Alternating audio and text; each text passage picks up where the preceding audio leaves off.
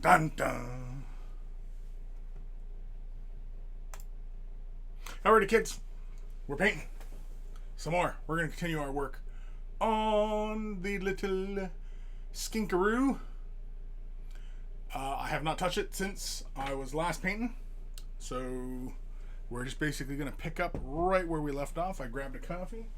I've got my painting rags. See, I got my old painting rags. And we are going to get to some painting today because we can and shall. Just because, you know, I'm going to switch cameras here. There we go. So, I've got my painting, my wet palette going. It's just a cover on it. Reloaded. It's all ready to go. We're going to use it today because I know some people out there, feel more comfortable when, people are painting with their wet palettes apparently. So, we're going to use our wet palette today. Let me just bust this open. Got it already loaded. Wet. It's wet and ready to go. It's wet and ready, as they say. So we're going to pick up. We're going to use some golden fluorescent blue and some golden titanium white. When the hell was the last stream? It was a little while ago, wasn't it? I'm pretty sure I'm live right now, aren't I? I have no idea. Let me double check, make sure everything is going according to plan. Yeah, it looks like it. I'm not streaming to YouTube right now, am I? Oh, am I? Don't even know. Picture might lag a little bit as we are goofing around. I think I'm fine, right? I'm fine? Yeah, I'm not streaming. No. Okay. Now this screen looks a little bit blue. Oh, wrong window. Yeah, it looks a little bit blue. I think that's just the light and because the table, is a blue underneath. But we got the wet palette ready to go because some people like seeing the wet palette. They like seeing it get wet, right? You want to see the paint wet. So that's why we're doing it. Just to appease the masses, as it were. Just giving my paints a good shake. I don't actually use any muscles when I do it because I've got a paint shaker. I'm pretty sure I've shown videos on that. I also have, you can see my little picture up in the corner. That's because I have Discord open so that any of my patrons feel like joining me. They are more than welcome. If you want to, paint along and, have some laughs, by all means, join me. Or don't. I don't care. Got to give the blue another shake. I don't feel that little agitator moving. There we go. Yeah. For anybody who wants some ASMR.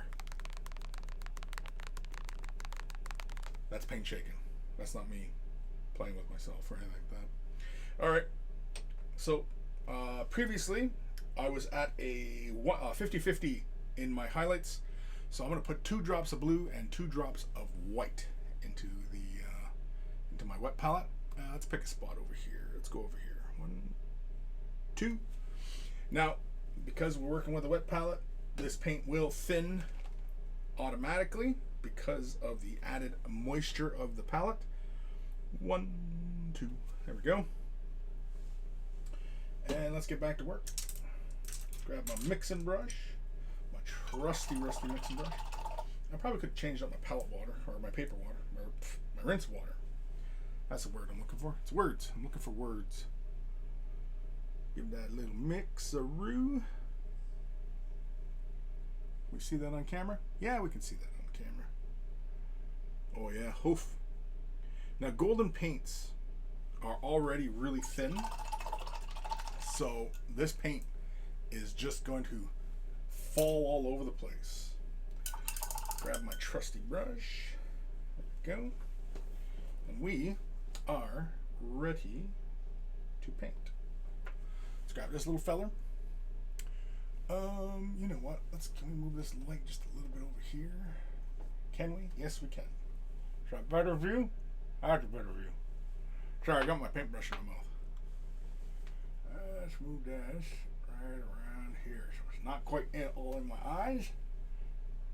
Yeah, so we got to start on this other side because I'm pretty sure we're done with this side.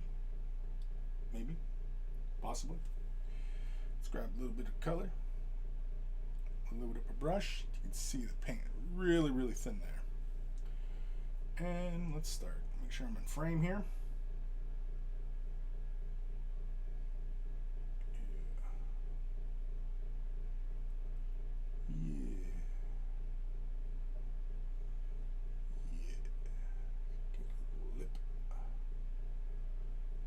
Color on that lip. Now we're spending a bit more time on this guy, but we're not like going for, you know, any kind of ridiculous type of standard or anything like that. We're just painting him up, making him look kind of pretty. Our goal is, and we're not entering this into like a competition or anything like that. So we're just getting our projects done. Get them done. And that's it. That's the goal. Just get our crap done.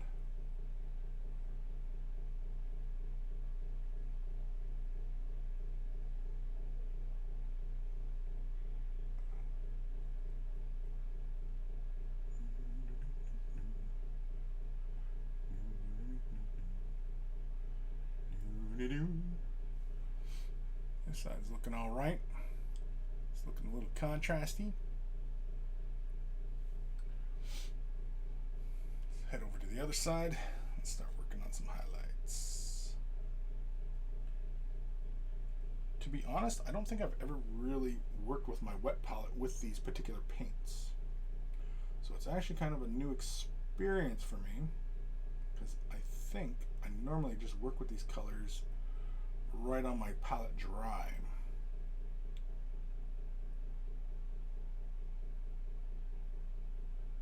Kind of highlighting I'm doing for the scales is kind of a downward highlight, kind of like a non-metallic metal type of vibe. I'm not going for a metallic, non-metallic metal vibe on the scales. It's just the way I'm deciding to highlight them. Just style purposes. And that's it. It's the only reason for it. Because it looks pretty. Oh, excuse me. And go through all this highlighting. I'm not even 100% sure I will even keep some of this colors and such I'm creating here. Some of it might even get colored over. Who knows? Who the hell knows?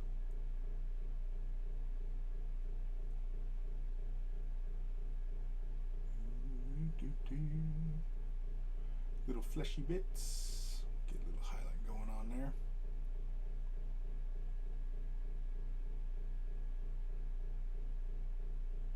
And that's it. We're just painting. It's not rocket science. It's just painting.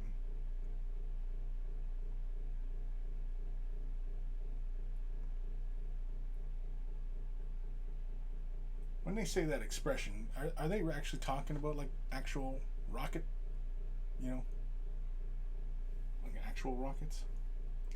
Sverpanzerjäger. So how about that name? Beast snaggers. Yeah, they're snagging them beasts. Yeah, I was mentioning that the other day on Way the Brush, that for First Nation folk, otherwise known as Native Americans, snagging has an entirely different meaning. Snagging is basically shagging, as it were, as the term is commonly referred to on the European side of things, or at least by the English anyway. But yeah, snagging. We're gonna go beast snagging. You would look at your buddy sideways if he said that to you. In these parts anyway. We're gonna go beast snagging. What? Gonna go snag a beast? Like, but I guess, you know, because you got that expression, sheep shaggers, right? So, I guess. If that's your bag, by all means. Get charged for animal cruelty.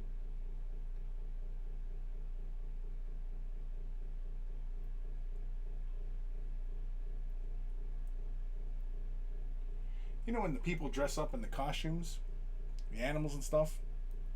Is that bestiality? Is that the same ballpark? Or is that completely different? And if so, how do you know so much about it?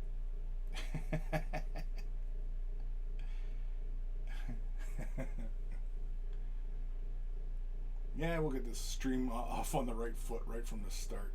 Talking about bee shagging. Jeez, we tuned into Chris and he was already talking about shagging sheep.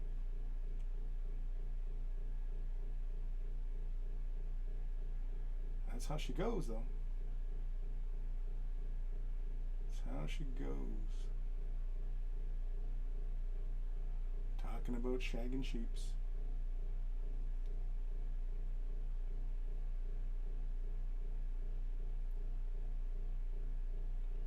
It's a little bit more of a highlight here on that muscle group. See, I'm spending an inordinate amount of time here building up these highlights, and I probably shouldn't, because I just kind of want to get these little guys done.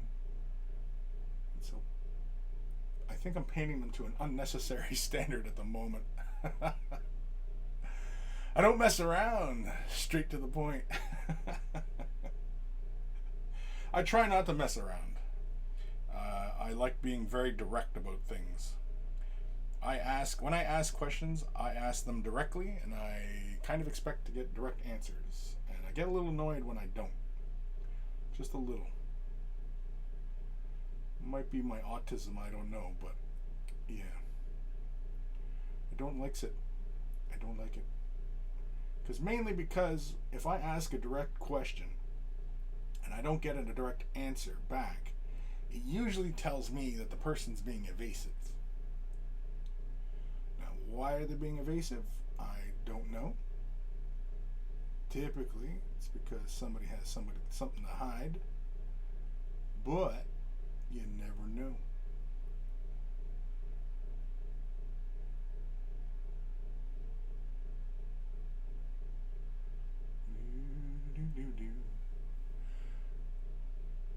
Yeah, we're going unnecessarily transitions here.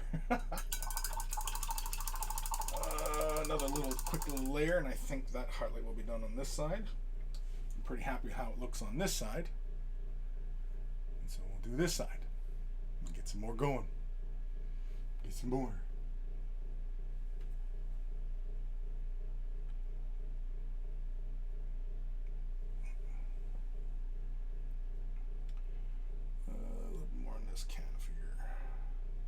So all I'm doing basically is just glazing in some of these highlights, going for a little bit more of a contrasty kind of look, despite the fact that this little feller is fluorescent blue.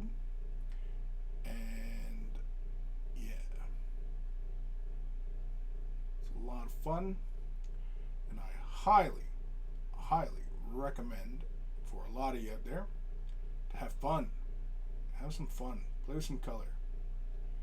Don't be afraid to play with some colors, because you never know what you're going to learn about color and the interactions and anything like that. It's just going to make you a far more efficient artist, painter, creative individual. You just never know what you're going to learn.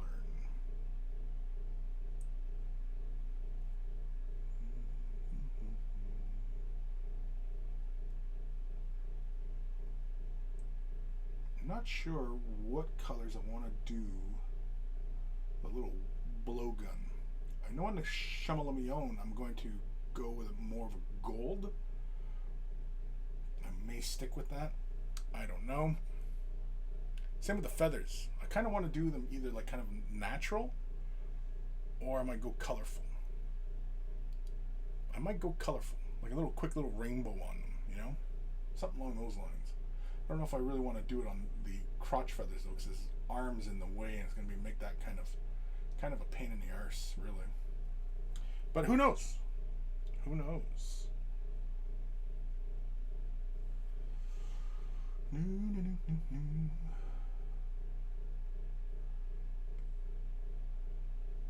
more color here.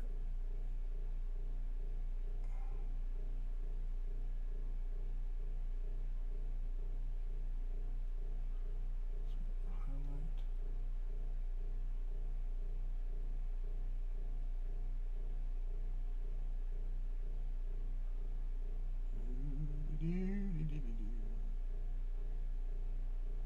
I was kind of tempted just to dry brush the hell out of this guy, but I said no, we'll have some fun, we'll play with the model. Make some pretty colors happen. Ooh, oh, somebody joining us. Who's joining us? Alex Lego. Welcome. Yes. How goes it? Not too bad. Just painting. As I do. Oh yeah, didn't know you painted. Yeah, you know, like every once in a while I get the opportunity to do a little bit of painting, and you know, try to have fun. Today's such one day. And today is a day. Well, I don't know if you've been paying attention to the updates and stuff on Patreon, but I'm kind of shifting gears a little bit. Oh yeah? Yeah, I think we're going to do more streaming and things of that nature. We're still going to do fresh tips and the like, but we're going to do more streams. But that does mean that the fresh tips will be a little less frequent. Okay. So, yeah. By the way, you just streaming on Twitch, or you on YouTube too as well today? I'm only on Twitch today. Oh god, I gotta figure out the way I set this up now. Yeah. Why just Twitch? Because I don't really do a lot with the Twitch. Oh, what's this? Brother Captain Korska Die? Thank you for the subscription there, buddy. Captain Brother. Brother Captain. Captain Brother. I'm saying it all backwards. Brother Captain. That's it. Brother. Brother. Say it like Hulk Hogan. Brother. Welcome. Brother Captain. I don't know how to say the last part of his name. Korskadai? No. Fuck that all up. As I usually there we go. Yeah, as I usually do. Yeah, we're just painting. I don't know if you're, so I'm gonna assume you're not on Twitch right now, Alex. I just got on. I'm trying to figure out how to mute it. I'm having a boomer moment. Gotcha. Technology's so difficult. Sometimes. I feel like it's working against me most of the time. Sometimes. It's all Skynet. I swear it's sentient. Yeah. Oh, that shit's real, man. People laugh at us, but Skynet's coming. There's already algorithms that calculate your behavior and track it. It's just a matter of time. Yeah, exactly. It's not going to kill us with war machines. It's going to kill us through economy. That's my prediction. There are many ways to win a game of Civ, after all.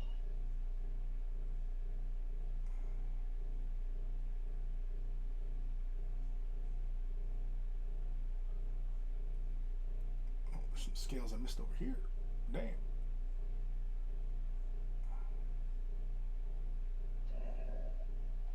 So, how's Alex today? Oh, Alex got out of nice this morning, so he's a bit tired and slurry. Now, you're in Ottawa region, aren't you? Yeah, Ottawa Valley, I guess. Yeah. Yeah, my mom used to live in Vaughan. With Vaughan? Yeah. I actually have to look up where that is. It's in Ottawa proper. Vaughan? You mean venue? Is that what it is? Vanier? Vanier? How do you spell it? How do I spell it, or how is it really spelled? I'm gonna go with really spelled, seeing as I'm trying to Google it. I don't know. Isn't it your fucking town? Well, if you're mispronouncing it, how am I supposed to find it? I guess. Vanya? Von Hansel? Hansel? Hansel. Yeah, if you say it's SmackDown or not, I'm gonna say it's Vanier. Sorry, I didn't say it with the French accent. Sorry, Vanier. Vanier? I Vanya? actually don't know how English people say Vanier. I thought it was Vaughn. Brother Captain, you got it right. Cool, thank you. No, I think he meant the name, not the town. Unless he's in Ottawa, I don't know. Maybe he can help me with this. Geography is not my strong point. Vanya? Is that what it is? I don't. I'm going to assume I'm wrong. So, yeah. Hey, assuming I right is never a good call either there. True. Alright, we're going to add some more titanium white. This is the golden high flow. We're going to add 2 drops to make this more of a 1 to 2. 1 fluorescent blue, 2 white. 1, 2. You can see how the paint just moves around because it's really, really thin because it's on a wet palette. Let's give that a nice little thorough mixing. We got a nice bright color.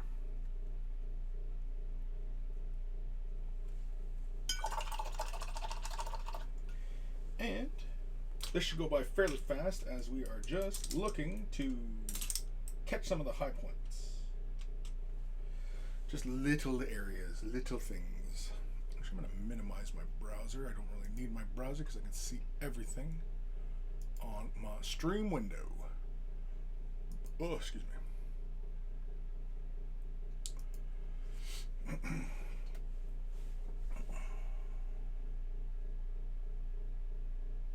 It's amazing how I can't find the volume, but can find resolution and high defensive language. That's a joke. On the Twitch or on the Discord? On the Twitch. Oh.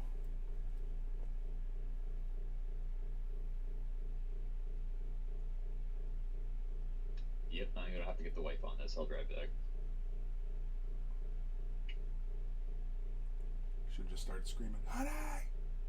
Honey! What's the Wi-Fi?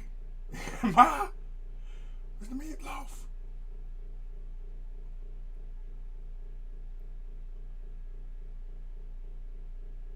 Put on the news. Put on that little crest. Get his knuckles.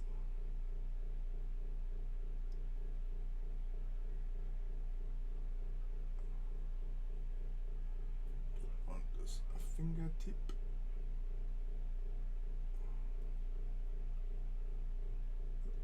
Yeah, she stumped you. I'm screwed. How to get Twitch going? I got Twitch going, but I can't mute Twitch, so getting doubles of everything. Oh. Man, things were so much easier when you just had a sound bar. Back in my day. Oh, God. I'd worked with someone 8 years my junior last night and made me realize that I am no longer considered young. It's rather eye-opening. Yeah.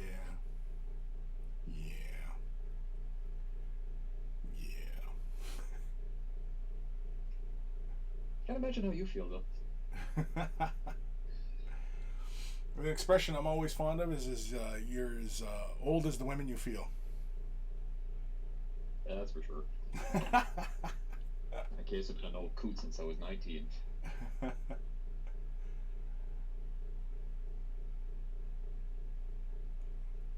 Well, fuck it. I'm gonna get a convoluted solution.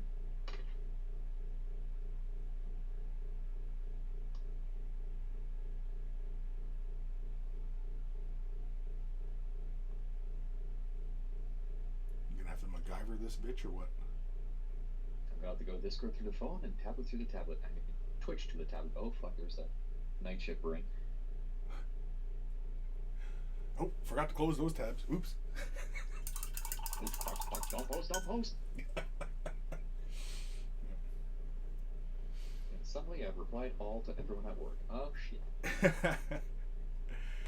I had Enforcer and Scott Radom in last stream, and Scott was busy with like doing Zoom calls and stuff, so we were trying to make noise, try and get him, in trouble or something. Why would he make it so easy for you guys? I know. I don't know why either. I don't know why he would be. Well, I'm live streaming. Too trusting. Yeah, exactly. So he's putting a lot of faith in me. I don't know why. All right, give me 2 seconds.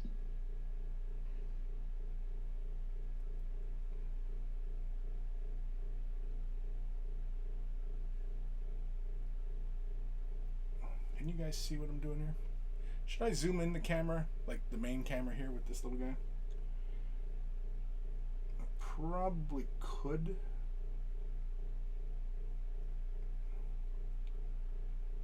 But should I? There we go. Oh shit, that close attack.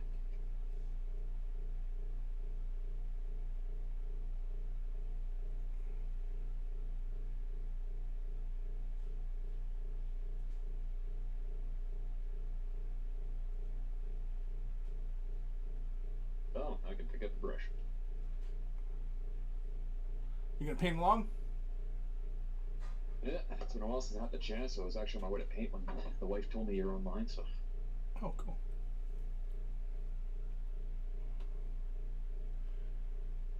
It was great company to see what kind of tomfoolery the watchers come up with.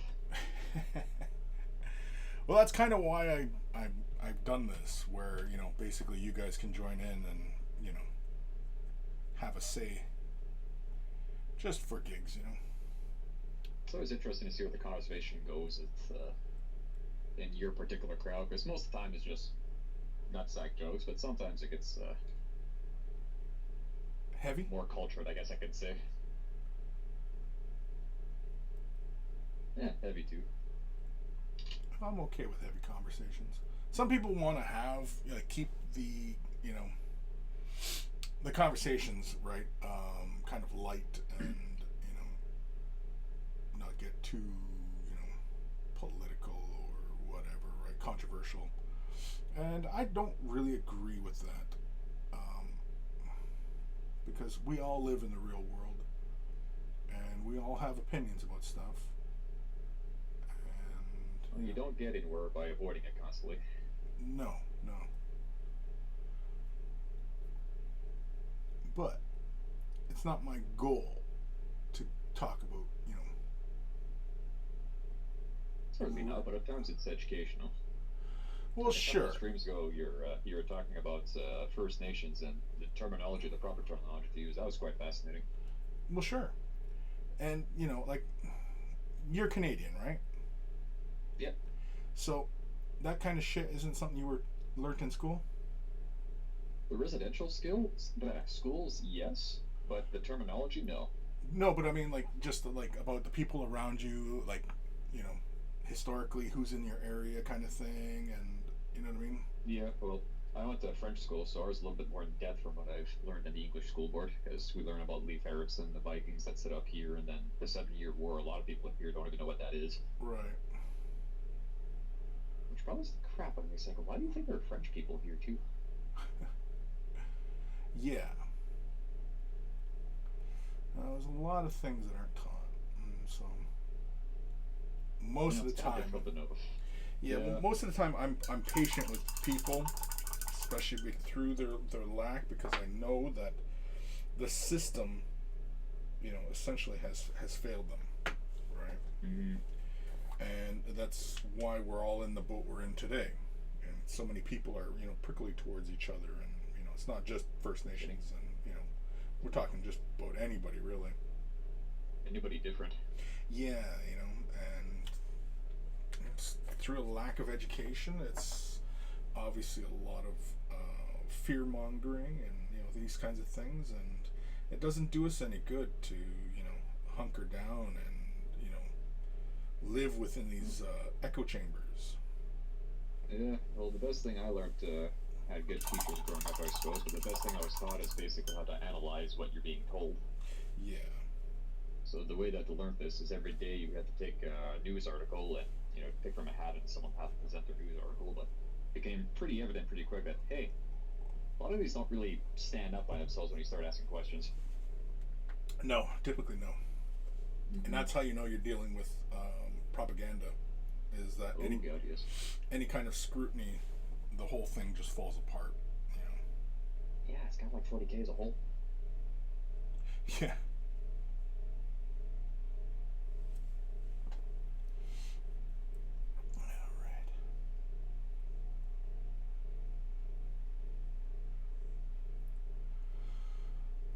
You've lived pretty much everywhere in the Eastern Canada, eh? Yeah, pretty much. Not everywhere, but I'm originally from London. Oh, yeah? Yeah. And I've lived in Montreal, technically Longueuil, but yeah, it's all the same once you pass a certain point, I find. Yeah, and vast majority of my time though was spent in Northern Ontario. That's where my father's side of both sides of the family are from up that area, but yeah, my father is from Garden River, Kittigon ZB, and okay. My mother is from Kumikong on Manitoulin Island. If you go with Garden River, we pass through there when we see the family, the Sioux. Yeah, that's it. That's where I am a citizen of that area. That's Garden River. That's what I consider my home. Okay. Now, when you say citizen, is it First Nation in the area? As in, I'm a band member voting, and yeah, my concerns are as any citizen of their area, region. Sure. Because I am not Canadian. I do not vote in Canadian elections. And yeah. You remind me of the not Canadian speech from the Quebec side. Well, ever heard that one? Yeah, I have. The hard part though is like, if you're gonna play these kinds of cards with one's sovereignty, well then you have to agree to the agreements that your nation made. Yes. Otherwise, your sovereignty isn't worth a damn. Basically, your word isn't worth a damn.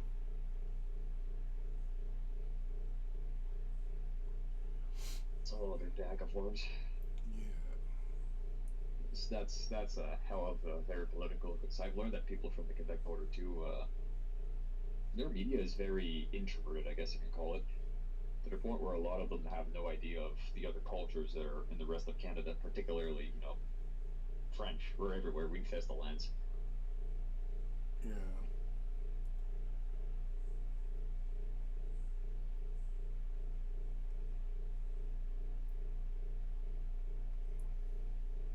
Oftentimes, that kind of thing it stems from xenophobia. Oh God, yes. Close borders and stuff. And, yeah. Everything gets scapegoated on the outsiders. That type of thing is rampant, sadly. Yeah. It's much easier to blame others than it is yourselves, after all. Oh, 100%, yeah. That goes for just about everybody. Right?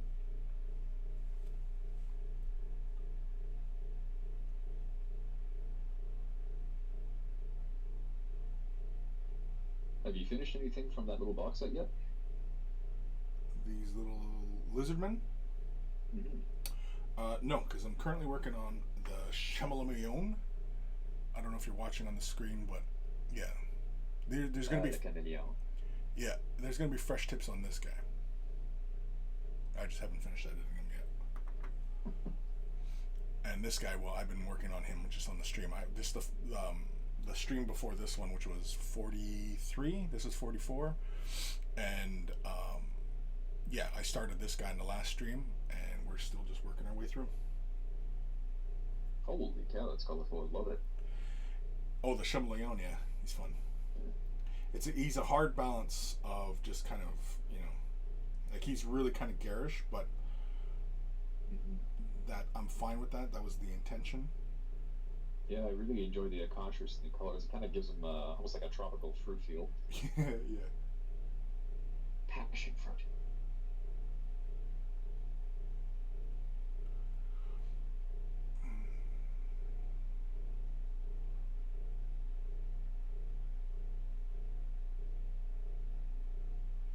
What are you working on? Some Rig and Ring Outriders from the Adonis set. Ooh. You know, hopping between 3, 4, 5 different projects right now, between my wife's armies, my own armies, and all the models I didn't want from Adonis. I'm doing Space Wolves for a friend of mine, so. Do you do commission painting? Nah, just within our circle of friends. Oh, okay. The one that got most into painting, mostly watching your stuff and wanting to try it out there, so the other guys, the one in particular that I do a lot of projects for had a kid rather early, so never really had the time to brush up on painting skills very much. Gotcha.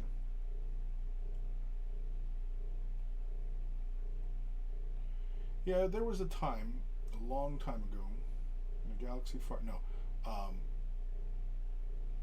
where, you know, I was starting a family, and yeah, I just really wasn't concerned with, you know, upping my painting. I was just, you know, kind of just getting stuff done and, yeah, you know, just working on stuff.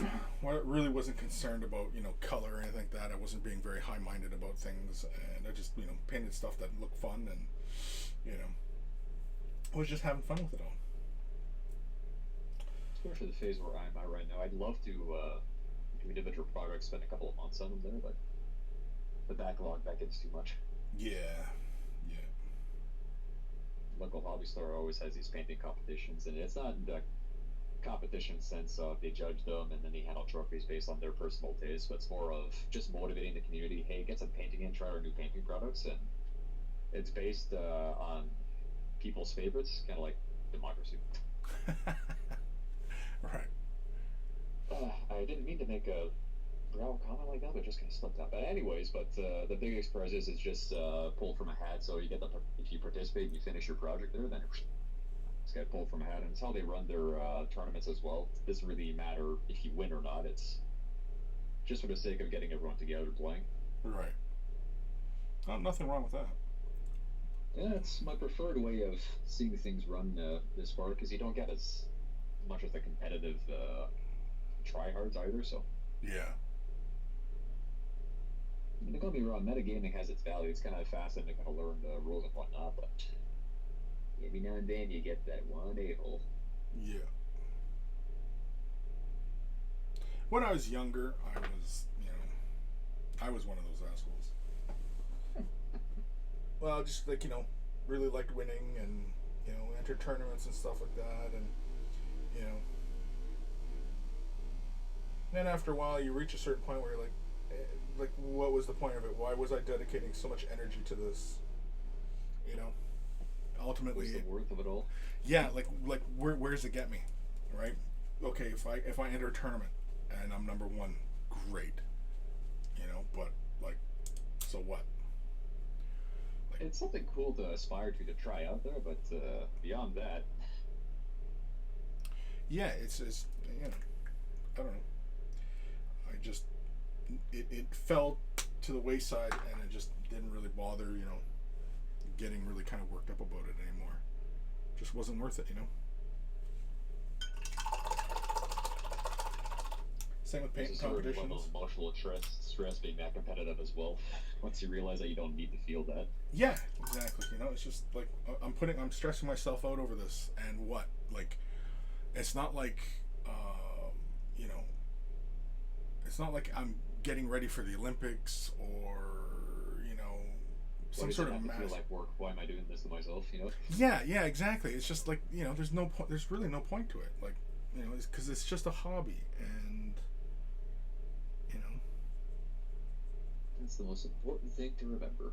Yeah, like you're supposed to have fun with this, right? This is a hobby. You're supposed to be relaxing, and this is like, how you kind of recenter yourself so you can get back to your workaday life. And As soon as you start getting your blood pressure up, you and reevaluate. yeah, you know what I mean? Like, how can you possibly be having fun like that? Like, you know, I'm not really one for telling people what to do with their time, but good God.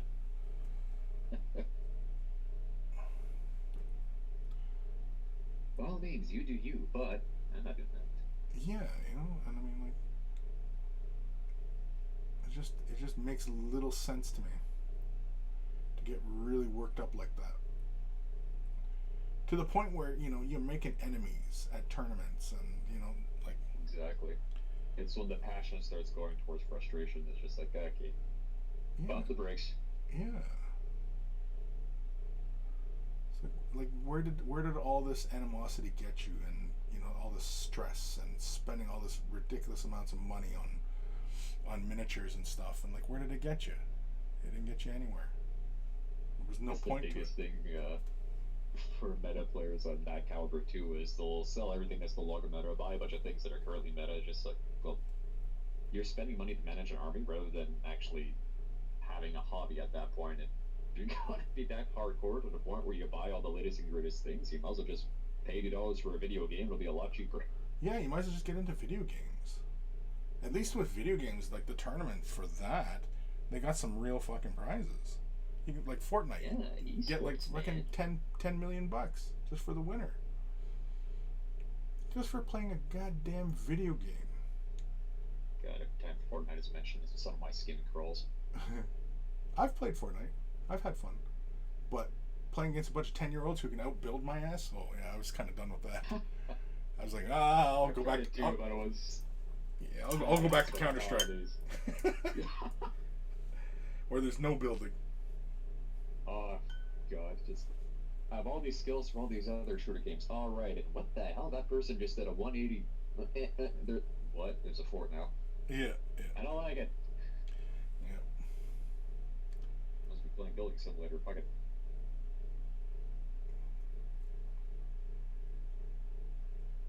Too much math in this. Oh, should I do his little weapon in a non-metallic metal? You know what? Let's do it. Screw it.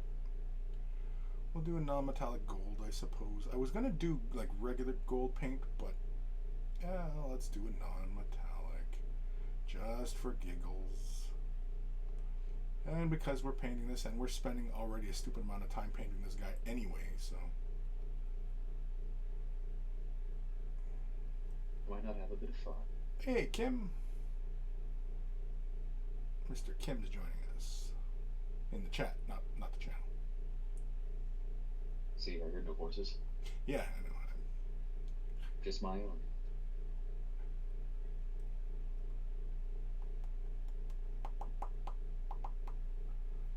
I think I'm going to cheat though. I'm going to use contrast on the straps. Just because it's nice and fun. Just to bust out the snakebite leather and just hit it one time and go, I'm done. Ugh. Snakebite leather's a shit. It is. It's a fabulous color. I actually use it on top of Death Guard green, and it looks exactly like wood. Oh, really? That's interesting. Yeah. I've not tried that. If I were to give you a recommendation, try that. Yeah. Well, because I've used like the browns and stuff like that on top of greens, to get more of a kind of a woody camo kind of look, but yeah, that's interesting. All right, I got the switch brushes here. See, it looks exactly like wood, but I'm not a bloody botanist, so. What's that? Say it looks exactly like wood, but what do I know? I'm not a botanist. But botanist? Botanist? Botanist? Botanist? You're making fun of my freshness. A botanist? I'm not even sure that's a word in French. I'm sure the word botanist is probably rooted in French. Wouldn't be surprised. The English steal everything. Well, I'm not touching that subject. We'll end up with some fights there in a bit. Keep that kind of talk up. Yeah, like the French colonies were any better, right? Yeah. Well, my favorite one is Dandelion, because the story behind that one is that the French approached the English, say, "Hey, found this flower, got a big yellow thing, looks like a lion's mane, but it's also got big sharp things at the bottom. So we're gonna call this lion's tooth, Dandelion." Oh, okay, that sounds really pathetic French. Dandelion, poetic. Approach the English, eh? Dandelion? Dandy? Just dandy.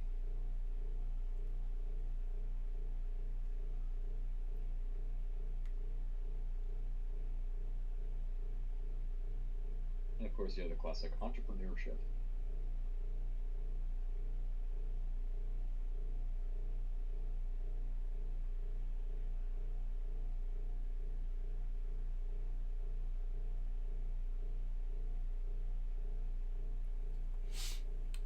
Coma, playing AOS 3rd edition with my brother. We have you in the background.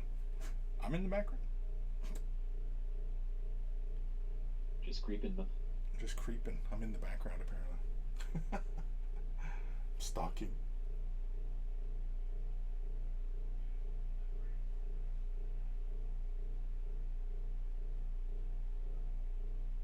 Wait a second. Kim, what damn time is it? That's because he's in Norway. It's got to be fucking late for you.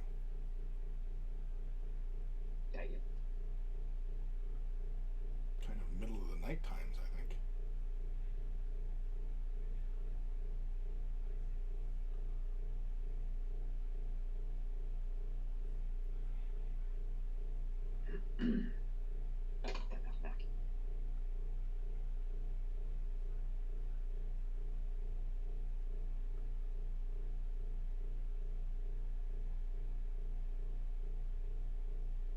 That makes it pucker more than dropping a spindly model. Yeah.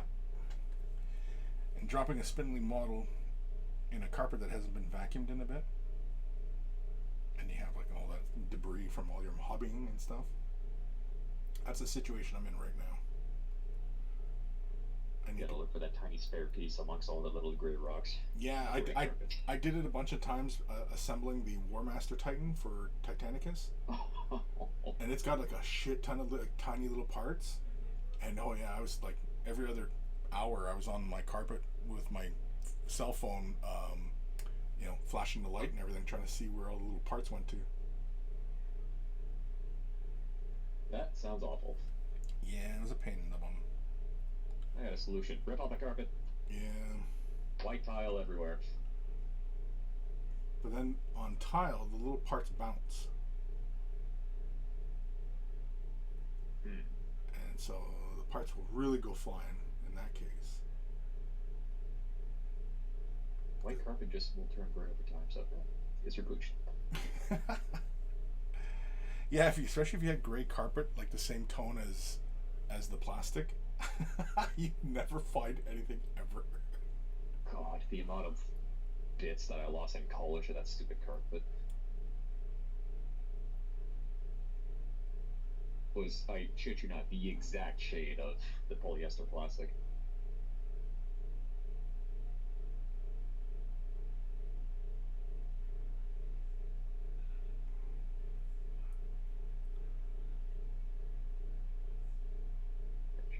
I don't know if I already asked you this, but do you get a lot of opportunities to sit down and do some painting?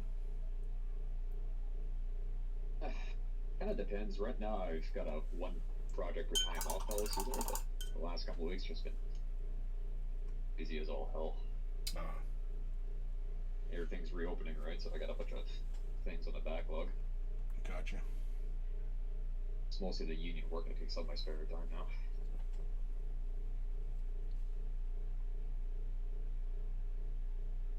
No, yeah, typically I manage to get a model or two done every week. Oh, that's all right. It's more than most from out of here, so. Yeah, that's I when I was busier with like real life type of stuff and I wasn't doing this crazy crap. Yeah, model a week. That was more than what I was doing. Well, helps knowing you don't have kids yet either, so. Oh, you don't have kids? Okay. Yeah, so you're all right then. I hear that's time consuming. It can be. Good times though. I mean, From what I've told. yeah. I mean, well, there's days where you want to pull your hair out, but that's with anything. No, is that why you should shave the side of your head? No, my kids are adults now, so. All right, then they're early 20s, then. Well, my oldest is mid-20s, and my youngest, she is 19. Yeah, it's kind of a fun age. You have pretty much their entire independence now. You would think so, but they're still in my house. I'm trying. I get bothered. My daughter wants a cat, so, and I keep telling her she can have all the cats she wants when she moves out. That's called incentive. Yeah, I mean, you want a cat? Yeah, go right ahead. I'll get you one for a housewarming. Here we go. You gotta take care of this now. Yeah, you know. Nothing worse than someone in the household wants a pet, and you're stuck taking care of it after all. Yeah, exactly. I just don't want my house smelling like cat. Fuck. I've had a cat before. No, you're on. Did you have a good cat, or did you have the psycho cat? We had a good cat and a psycho cat. The psycho cat. You had to mix it up. The psycho cat, you could not make a particular sound, otherwise he'd attack you. And what particular sound was this? Kind of like a high-pitched screech. Okay. So you couldn't watch horror movies around this guy because he'd attack you. Didn't care where it came from. Yeah. You're on the receiving end. Yeah. The little psycho bastard would just come flying in at you. And he was a pure white cat. And he had like saber teeth. He had big long teeth. His incisors, I should say, not all his teeth. Fuck's sake, it's like a piranha.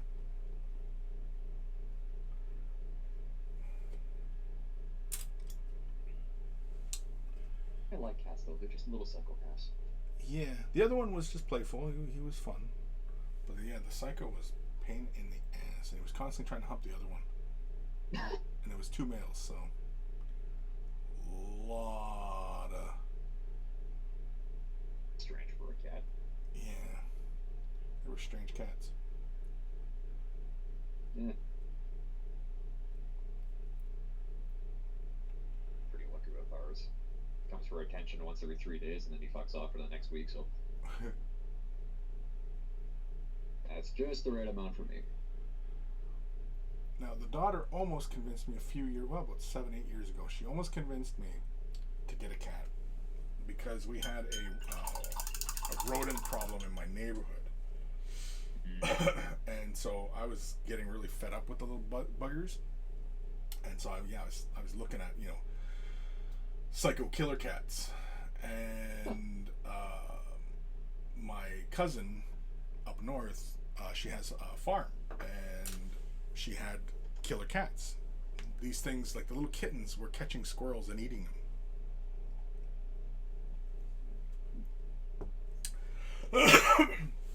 So, yeah, I was like, no, damn it, yeah. If I'm getting a cat, I want a killer cat, because I got problems with mice. At the time, I don't today. So how did that ploy fall apart? For the way back, my mother had said, because I was traveling with my mother at the time, and she said she was allergic, and I was like, That's a good one. yeah. And so my daughter was the one who really, really wanted the cat, and I was like, sorry, honey, grandma doesn't want to travel back, because it was like a 9-hour ride back. Oh. Yeah, and so, who am I going to argue with, my mother or my daughter? And so it's a rock and a hard place, and I opted for not having to listen to my mother complain. I mean, if you really want to go the extra mile for your daughter, all you gotta do is administer a couple of antihistamines. No allergies, no talking, just sleeping. Yeah. Hindsight. And again, you might have to deal with the fact that you drugged your mother afterwards, but Yeah. Yeah. details. Yeah, it's all in the details.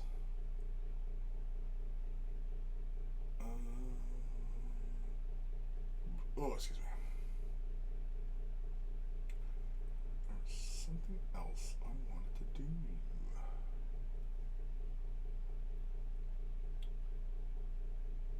All those little things on his belt. Coma. It is 10:55 here right now, or it's probably 55. It's probably 23:02 for him right now, probably. As I'm saying that, I'm going to assume. So yeah, it's kind of late. Really, I would have figured it later than that.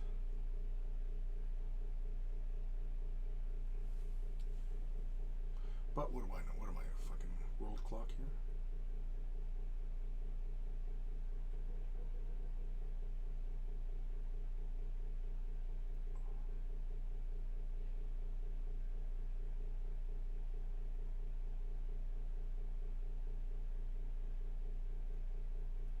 So considering that you intend to do more streamings, do you have any projects lined up you like to do? Oh man, I've got projects up the eyeballs. Well, anything decided, I meant. No, because this is doing the streaming and not having to be totally consumed by the Fresh Tips videos. It allows me to just kind of putter away on various projects without loss of time and energy and I can still get stuff done that if I wanted to make a fresh tip about a certain thing, then I could, right? For example, I have all these these lizard men dudes from Warhammer Underworlds. I also have the Deepkin ones as well. I also have the War Master Titan to finish, because all I have is his legs completed. I still have the upper body and his arms and his head and all that stuff to do. There's other projects I want to get to. I have like some 3D printed parts for like some McFarlane figures. I also want to paint my McFarlane and my Bandai figures. I have all my Blood Bowl models I still have to finish. I have the Dominion box. I want to get to some of those models. So no shortage, but essentially it's going to be whatever you feel like that day. I have Gaunt's Ghosts, the brand new Gaunt's Ghosts. I have those. Oh boy. I have I have this guy I want to get done for my fucking Necromunda Corpse Grinders. He's a special character from Forge World. He's still in the package, for God's sakes. I haven't even looked at him yet. And he's got like some, like a year ago. Yeah, it feels like it, yeah. Like he's got some really great little spiky parts that are, that look like they're gonna be fun to not damage. Yeah, there's like big spikes on his shoulder that I'm sure I'm probably gonna have to fix at one point. God. But yeah, I want to paint this guy because he just looks really cool. He's just this deadly looking dude, and yeah, I haven't even played Necromunda. I gotta contact Ash so we can get together and do some work, get some games in. Yeah, like I still have this McFarlane figure to do. This is the second wave intercessor with the plasma rifle here.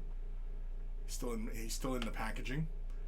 I also have the Necron coming in. I already have the Necron, but he's already painted. Man, I still have my Ambots I was working on. I was actually streaming those. Plus, I have my Gundams. I have my World War II tank. I have a bunch of Star Wars model kits I wanted to do. Like, I've got tons of shit to do. I've got tons. No particular order, though, eh? What's that? No particular order, though, eh? No. It'll be quite random. Oh, Relic Blade. I have a bunch of Relic Blade models. Like, I even have one still sitting on my desk here. I started working on her. And I want to get her finished.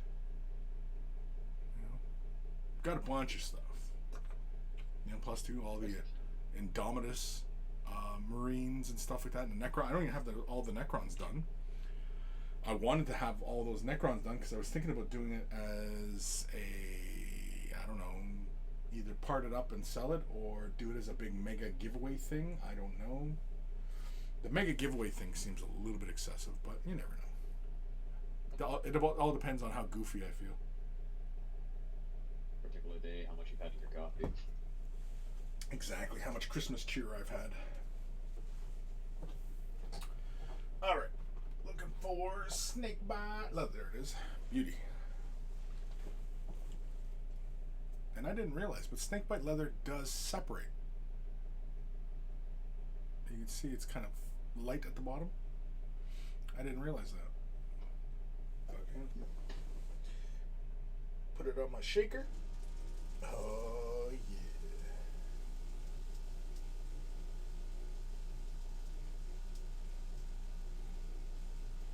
I guess usually my snakebite leather doesn't sit long enough for me to notice that it separates. Versus Frank's red hot sauce of contrast right now. What? We were through Frank's red hot sauce of contrast paints. Oh. Put that shit on everything. You know it is. It's a fantastic color. It's great. So versatile. Yeah, like what can't you do with snakebite leather? File your taxes, and that's pretty much it.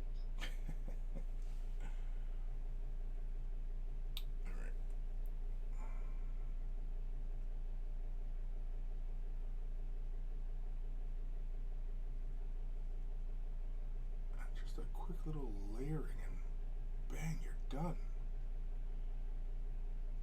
If you apply just the right amount, it does everything you want it to do.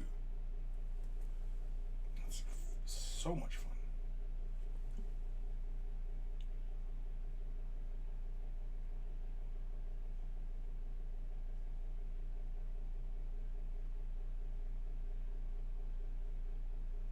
Realistically, I should have just did these Sons of Guns and contrast to begin with and not bothered taking my time highlighting and stuff like that. But what are you gonna do?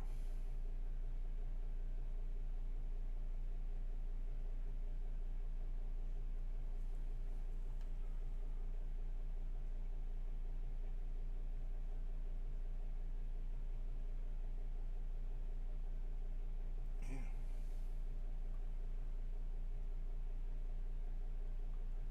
Just looks so darn good. Just a nice, fast, easy way of getting leather done.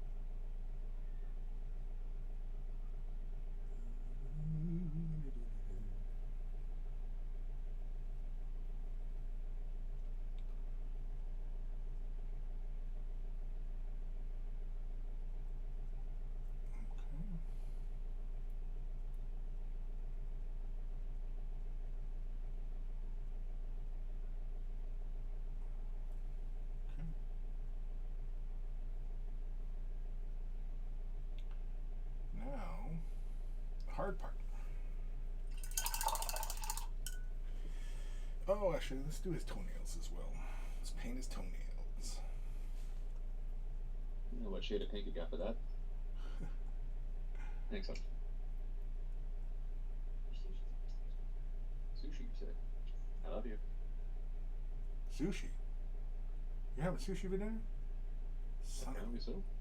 of a gun. The wife has decreed it. Yeah.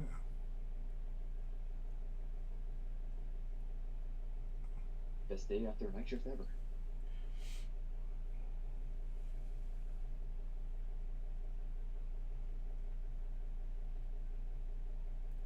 Man, now my brain's twirling on sushi right now.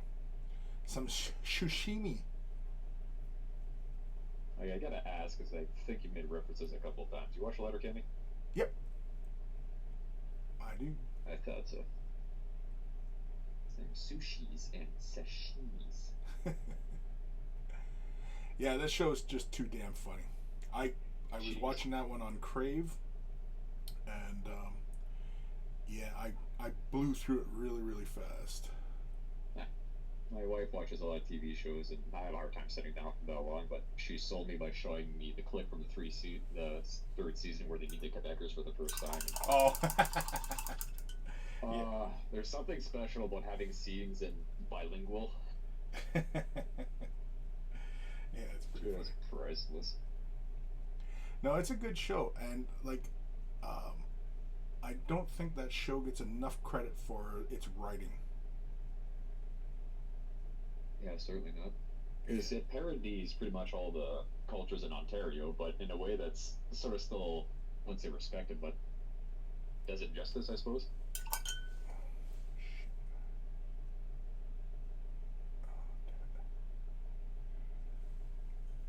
Got snake bite leather on the wrong spot. It's all in my blue.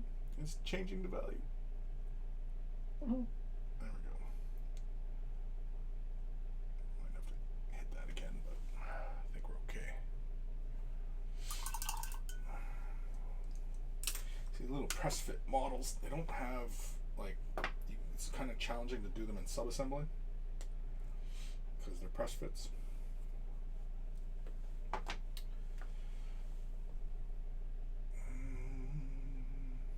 Yeah, lately some of the press fit models are overconfident to all hell. Yeah. The wife picked up the Warriors of, I don't know what they're called, Slaves of the Darkness, and the Horsemen. You got pieces that are barely 3 millimeters wide, but are probably a good 5 centimeters long. The whole point behind Push is to make it easy, but to make it so darn easy to break, too. Yeah.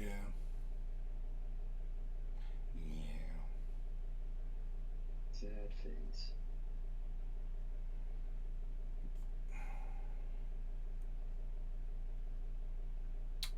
All right. We're gonna have a bit of fun. I think we're gonna paint that back fin, the fin back. For that, I'm gonna use some Citadel Ceramite White, just because it's really good at coverage.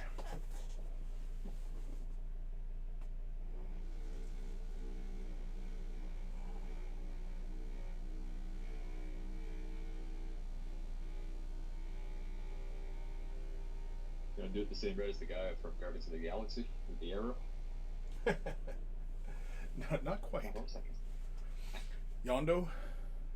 Yondu, yeah. So we'll bust out some Ceramite White. Ceramite? Whatever. You say tomato. And we'll slap a little bit onto the palette. Yeah, we'll put it right there. Just in case we need some more.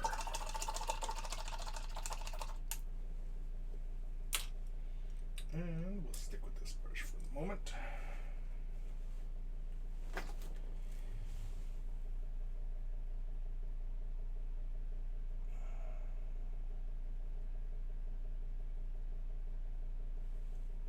Topic of Letterkenny, one of the natives on the show, or the First Nation guys on the show, Slash, he actually works in a zoo with my father-in-law.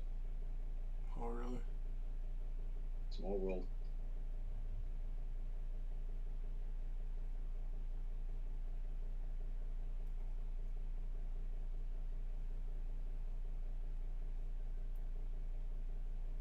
Yeah, because that show's filmed up in Sudbury, eh? Yeah.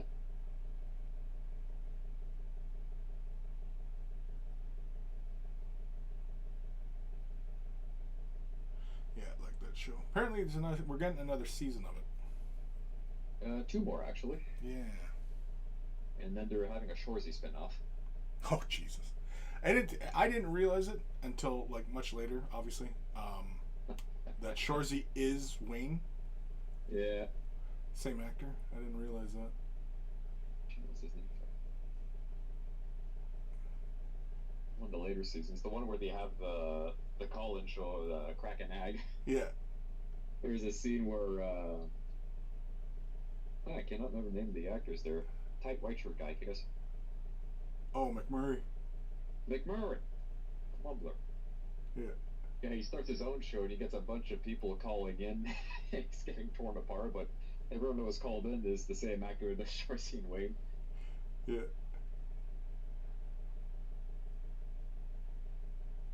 And that show is a national treasure. It's good. I enjoy it. It's funny. I showed it to a couple of our American friends. Apparently doesn't translate well. No. You know, like a lot of Americans, they like it's at least this is, you know, generalization, but it seems like a lot of them like Trailer Park Boys. Mm. And I'm not sure why that is. It's probably more accessible to American audience. Accessible or more tailored, I suppose. Yeah. The one complaint I receive the most is that talk way too fast and use expressions I'm not used to. So. Yeah. Expressions I weren't aware were Ontarian and or Canadian. Oh yeah. A lot of the hockey chirps. Oh, those are fucking hilarious.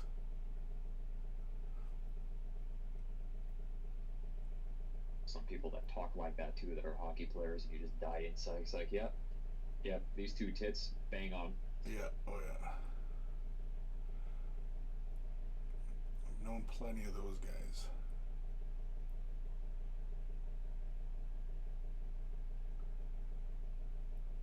Like the stereotypical hockey player, yeah, that they have that down pat, no problem. The skids, yeah, they're skids. Yeah. Secondhand embarrassment. And then of course the hicks. Well, yeah, I've known plenty of hicks like that.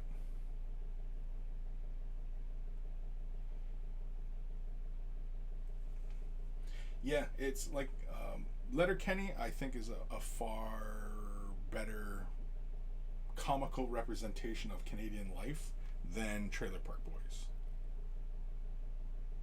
Sure. You can tell that everybody gets a say in the writing process. Like, well, this is the expressions we say in this corner, or how we most likely react. Because, like, there's a lot of different groups represented in that show too. Yeah. Oh yeah. Yeah, it is a little bit more inclusive in that regard, which is fine. I get a kick because it is true.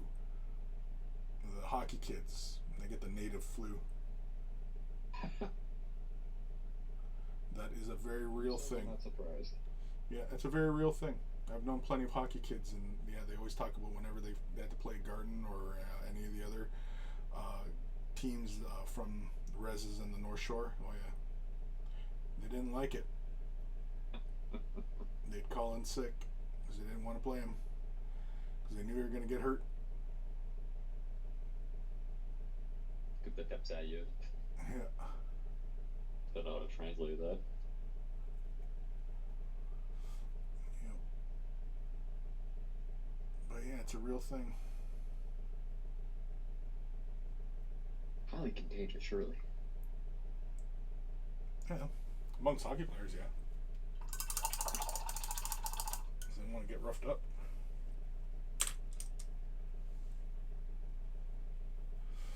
Okay. Take a moment here.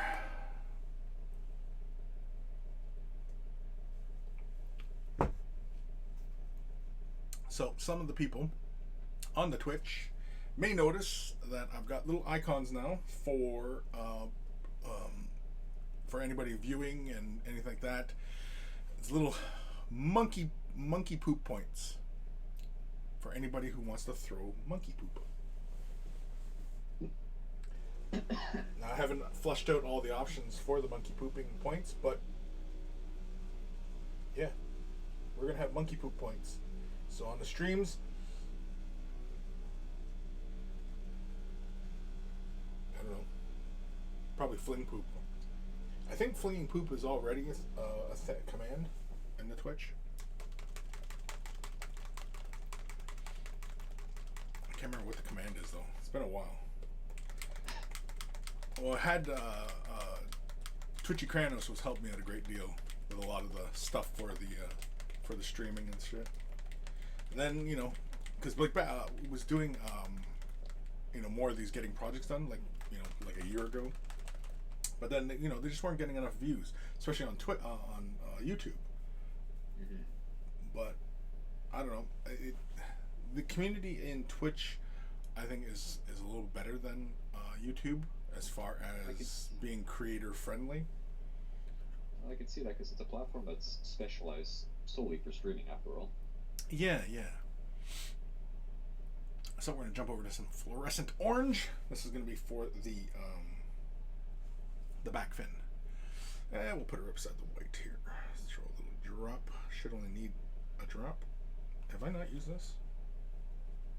Well, apparently I haven't used this. I was wondering why the cap was so clean. Yeah, still sealed. And I've shaken this bottle plenty of times because I thought I've used this one. So I thought I've used this on my avatar. Because I didn't realize it at the time, but my Forge World avatar, I used fluorescent paint to help with the glow. And apparently, I didn't use this paint. So now, it has me questioning. I'm questioning myself here because I don't know which paint I used for that. Must have been Vallejo. I think. Couldn't tell you. Plot thickens. Yeah. I have no idea what I did. I rarely do. The only notes I keep are, you know, basically the videos themselves. The videos themselves are my record for what I did for things.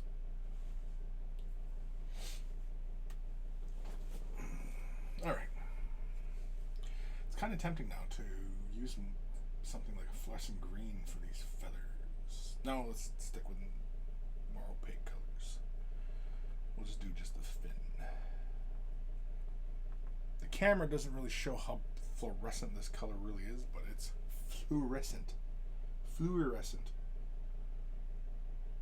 Fluol.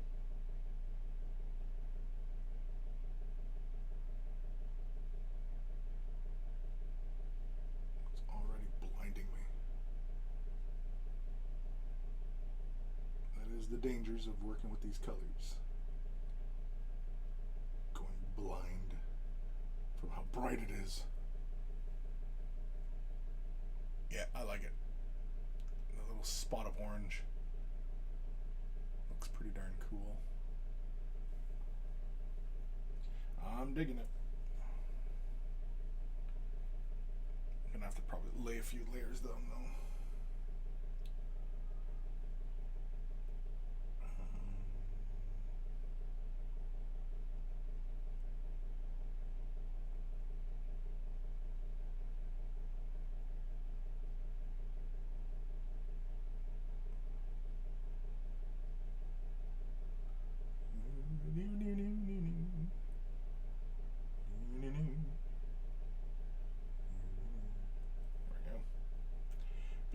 Beauty, eh?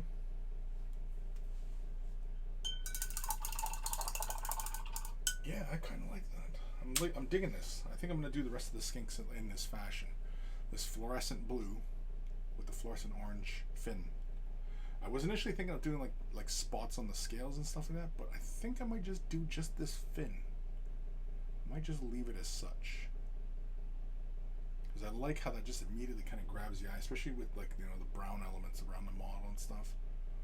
Now I kind of want to do the feathers in more of a natural look, just kind of like eagle feathers or something.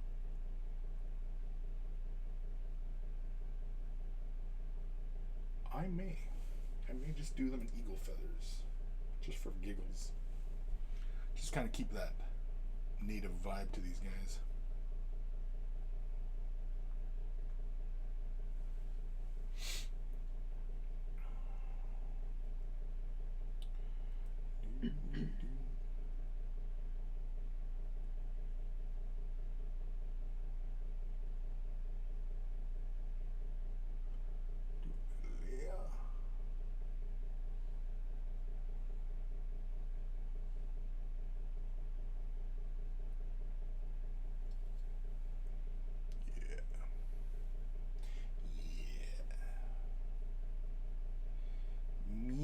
likey.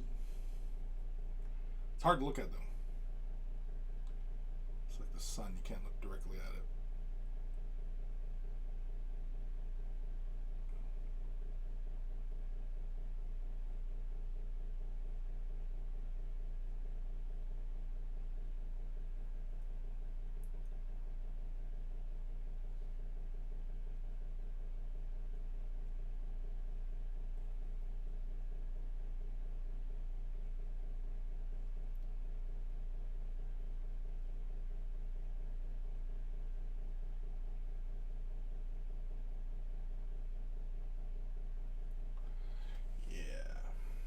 This shit be bright.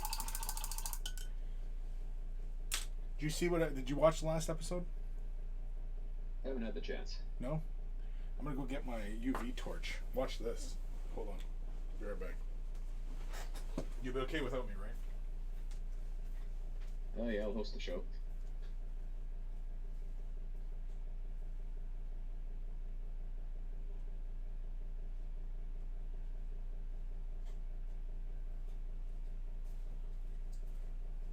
Yeah, no, I get nothing. Obviously. I didn't hear shit while I was gone. Alright, so I just want to go grab my UV light. I'm gonna show you. Are you watching the screen? Yep. Okay. Let's give it 5 seconds, there's a delay. Yeah. So I'm just gonna kill this light. Turn it down. There we go. So now the screen's completely black. And so you can probably see, just barely see. No, you can't see shit. But anyway, this is the Chamalomilion. There's the torch. Yeah. That's the Chamalomilion. It's bright. Hasn't popped up yet. Yeah. Then here, oh yeah, that looks awesome.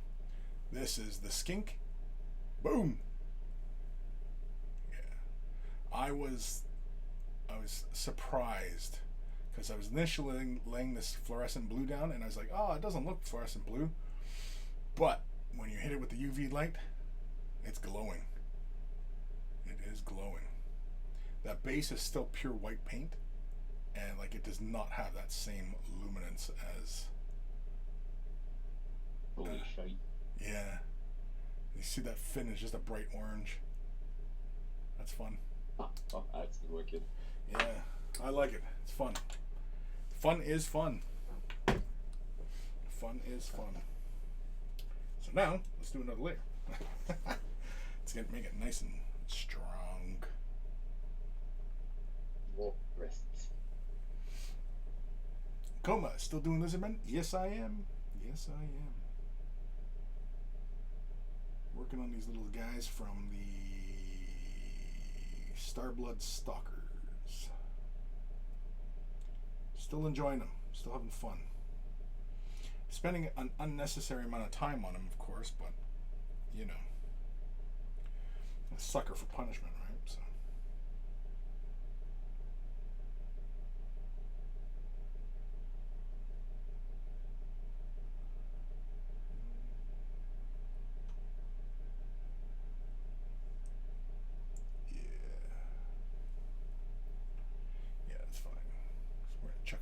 Into that and do a little bit of highlights just so it looks kind of, you know, normal under normal lighting. Like you can see like the highlights on his flesh and everything like that. And so I'm just going to throw a little bit of highlight into his fins, or his head fin. Head fin? I don't know, what the fuck is that called? Crest. Is that a crest? That's my best guess. Oh, you're just guessing? Come on, I thought you were smarter than me. I mean, don't insult you, but even my best guess is better than yours. Come on, man. Okay, so we're going to take a little bit of white, throw it into the fluorescent. Yeah, maybe a little bit more, not quite that bright. Yeah. Man, it's glowing right on the palette. Looks like I'm working with lava.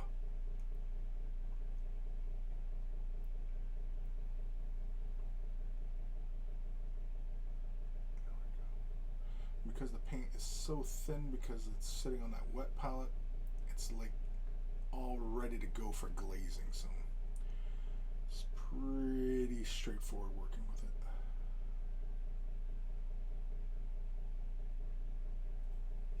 That. Yeah. That's all right.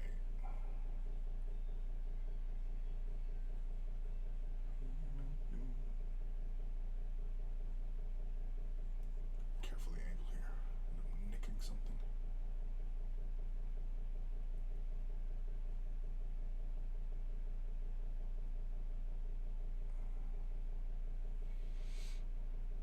Yeah. Me likey. A little more color.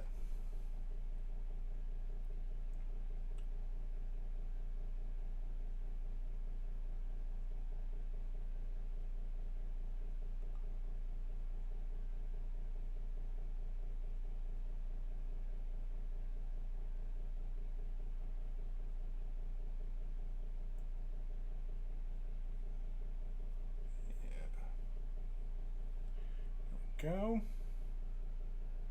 I'm a digging it. I'm a digging it. Let's grab a little bit more white. Check that in.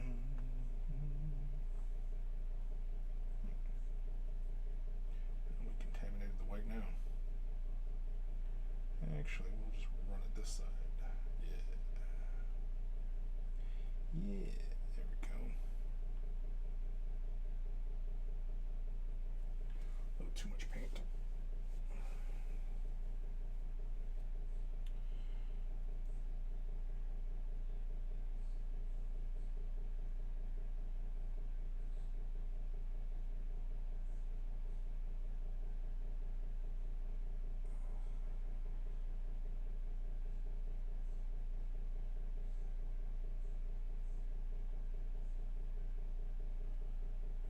Okay. It's better. More. Got a little Klingon on my brush. I don't know if you can see it on the camera, but we will endeavor to move forward.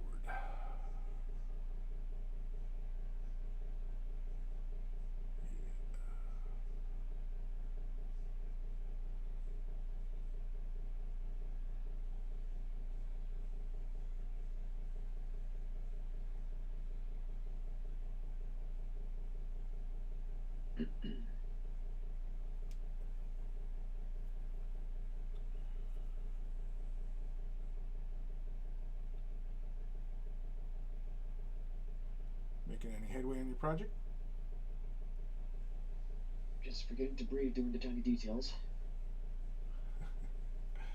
Yeah, you always have to breathe. Always breathe. Do you shoot? Like guns? Hunt? Nah, I'm more of a fisherman. Because shooting, it's a similar kind of practice. I grew up shooting and Yeah, you're staring down the scope to try to get steady there? yeah. Well, we don't use scopes, but yeah.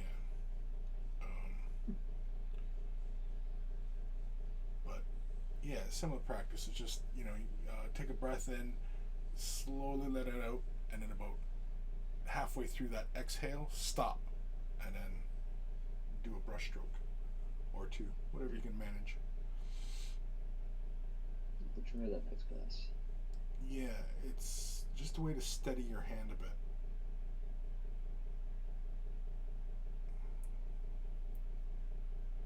That's why it's so important to breathe.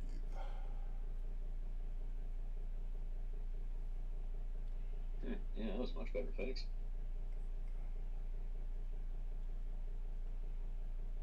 Yeah, just the tension in your limbs just builds up as you're doing this kind of stuff, and it's just a way to release some of that tension in your joints.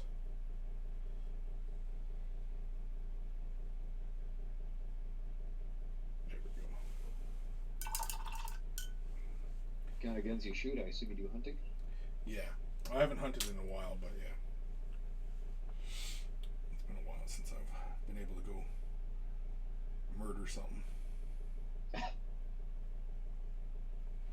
Oh, we forgot to highlight that spot. Let's go grab some of this blue. Thin that down a bit. Yeah.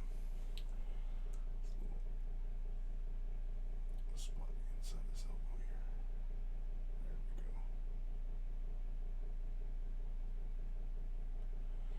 Yeah, it's been a while since I've been able to go hunting and stuff. Ever since really I kind of moved back down to southern Ontario. Used to do lots of hunting up north, but yeah.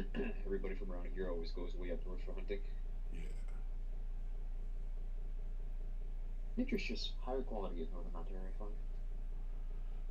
Well, like the area I'm from, around Sault Ste. Marie, I mean, there's a lot of natural beauty to the area. And, they don't do anything with it, which is why that area struggles with, the economy and everything like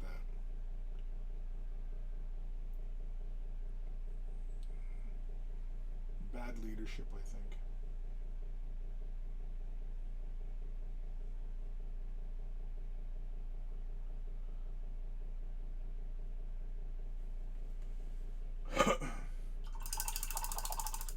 A lot of times it's people, only concerned with their own ends.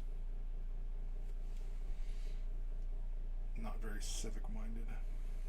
Yeah. Is it difficult to ascertain if the type of behavior is becoming more and more common these days, or it's just being noticed more? I think noticed more. Just because how connected everything is, right? Yeah.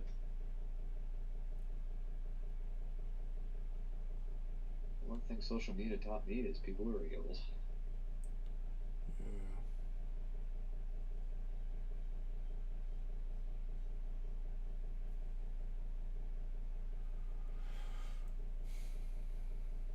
I think I might even do this little skinker's eyes orange.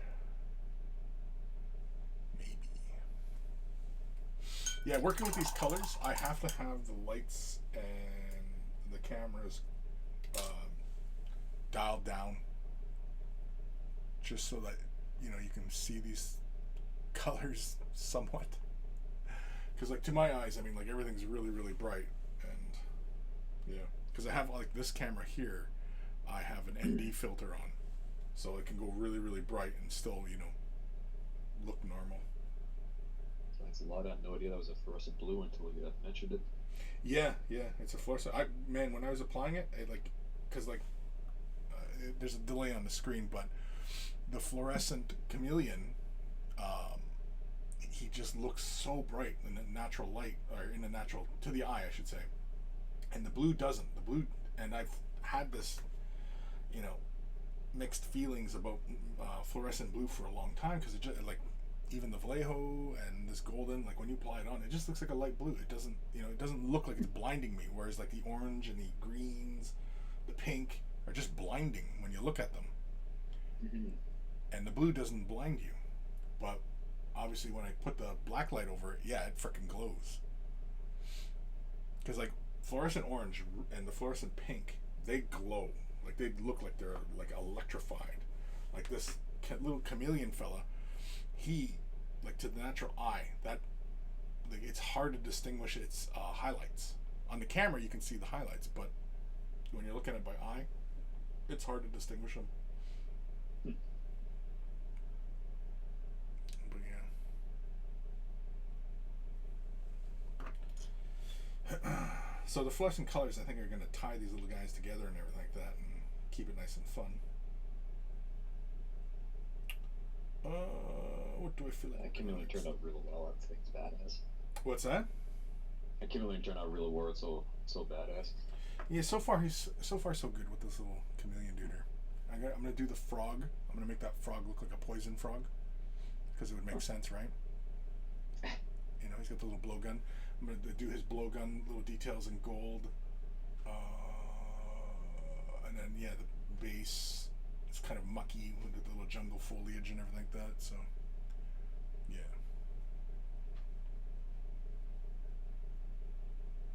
Yeah, there's still a little bit more refining to do, but so far I'm kind of happy with where he's at.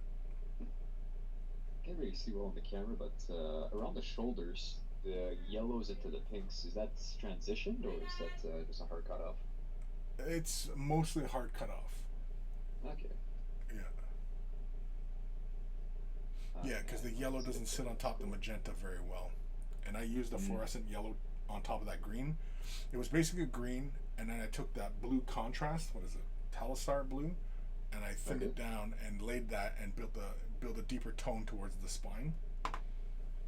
Yeah. So it gives you a darker green like that, but then I went back over it with a lighter green, mixing white into it, and building those highlights up. And, yeah. But now it's the transition in the tail to the green from the magenta that I've got to work on next, and I'm not sure how I want to go about it. If I want it to be just kind of a hard stop, or if I want the two colors to kind of blend together. I was even thinking of doing like spots or stripes. Yeah. I like how it darkens though the green into the red. It kind of gives it the illusion that it's kind of dulling before it changes back up colors. Oh yeah, that's actually Screamer Pink. See, because the camera is so dark. Oh my god, really? Yeah, that transition from the green to the rest of his tail to the magenta. Yeah, that dark spot on the spine. That's Screamer Pink. Jesus, you're gonna give yourself cataracts. Yeah. That's what I'm saying. Like, this is really bright. Yeah, that looks really. It almost looks like a dark brown, right? Yeah. That spot just right where his bum would be. Yeah, that's Screamer Pink. Holy crap. Yeah, the pipe and everything like that's just brown. That's dryad bark. And yeah. But yeah, it's really, really bright. I can't even begin to imagine how bright that is in person. Holy cow. Yeah, well, it's fluorescent. It's like it's that magenta and the green, and it's just like, oh my god, that's so garish, and it's but it's fun. It's a little Chamalamion.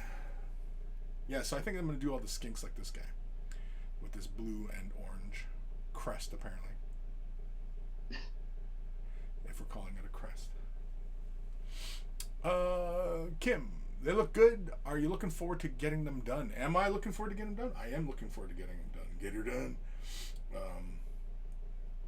Yeah. Right now, I'm just kind of trying to figure out what color I want to do these feathers. If I want to do feathers like really bright and colorful, or if I want to do them like natural, like feathers, kind of just black on the tips, kind of thing, just looking like eagle feathers. Maybe some browns and whites, kind of like a quail. Yeah, well, you can do them like do them like turkey. You're doing goose. A lot of feathers are like culturally significant, and so yeah. But usually usually it's a lot of eagle feathers. The eagle's held in high regard, right? So. The Aztec feel, right. Yeah, well, these guys are Central American type of Mayan, Aztec, Inca kind of vibe to them. A lot of the feathers they have or have access to is more tropical and stuff like that. I'm not 100% sure the significance of each of the feathers as far as on their dress is concerned. Should be interesting to look up Sweden. Yeah. Well, My wife is interested in doing an Aztec Space Marine army there, so it gives me ideas. Yeah, that'd be cool. Yeah, because I mean, like his sword, that's more like Aztec. The jade swords they use. But I'm sure there's plenty of folk in that area that use similar weapons.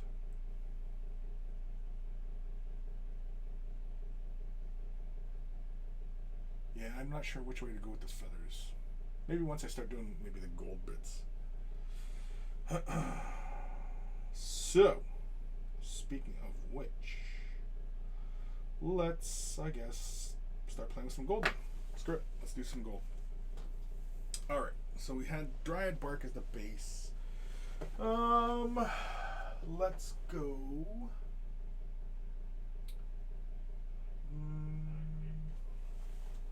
Let's go with. Yeah, we'll use some of this, and yeah, go with that one as well. We need our deeper tone. Where's our darker tone? Yeah, we'll go with XV8.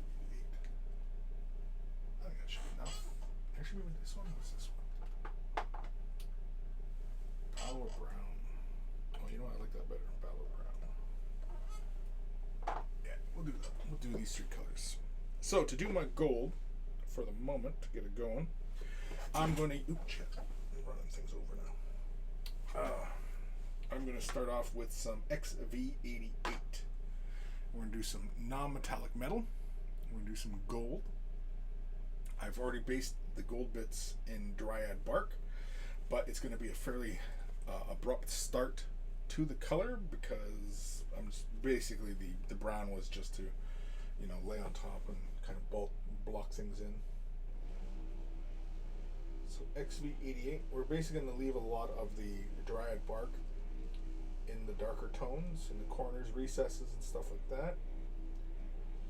If need be, we'll build it up later on, but otherwise, we're just going to work through a quick little color progression. We're not going to go for a,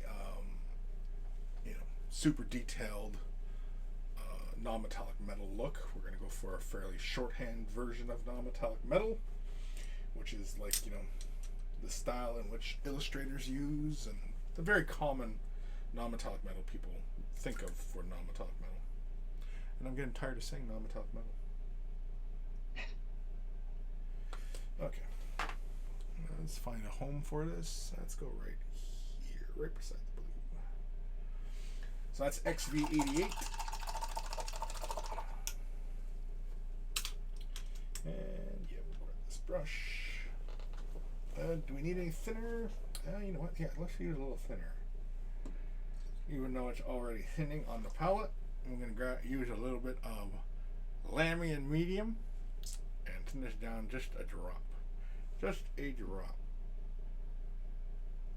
There we go. Give that a thorough mix. Because essentially we're going to glaze the hell out of this. It's going to take us a little while, but that's okay. We got time. We're not in a rush. Well, I'm not in a rush. I don't know what the rest of you, but I'm not. Yeah, we can start on the sword and the bracelets, and yeah. So basically, with this darker brown, it's really just the shadowy points. The main body of color will be this XV88, and we're going to build up highlights and build upon that. So don't worry if I do obscure a lot of the color. So when doing non-metallic metals, it is really straightforward in the illustrated way, which is just, basically to say it's kind of a cartoonish kind of way to do it. Bear in mind your horizon line, right? So for here, well, because I'm doing most of this anyway, I'm just going to start right here. Just bring this color down on that face.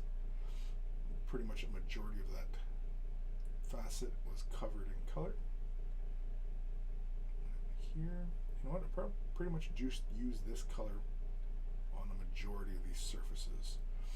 Any of the faces, sides that are facing like directly up, I'll probably pretty much leave them alone for the most part. Yeah.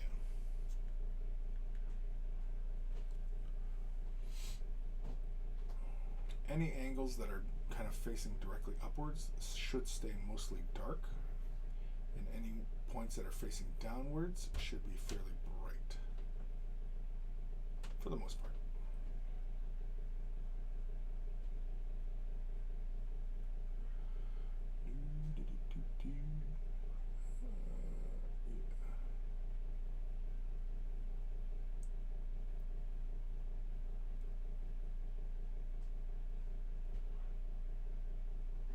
Alright, with that, I got some sushi calling my name upstairs. Taking off? Yeah. Alrighty, dude. Thanks for having me. Yeah, no problem. Thanks for joining. You're the rest of your session.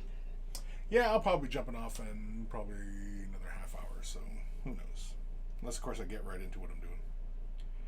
But enjoy the sushimi. Oh, yeah, the sushis as well. The sushis. Alright, take care. Later, dude.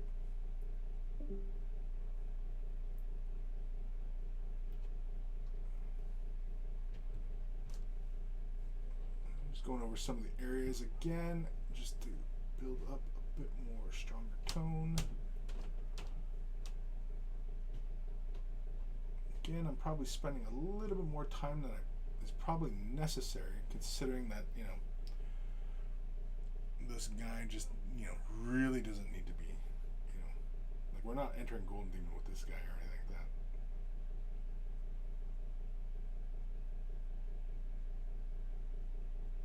And we're going to do this face here a little bit brighter.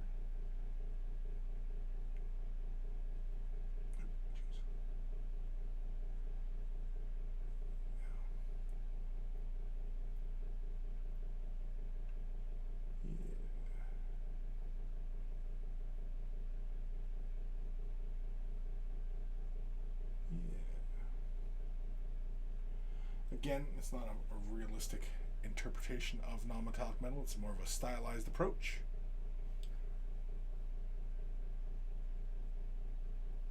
But yeah, I suppose I could have went with copper as well.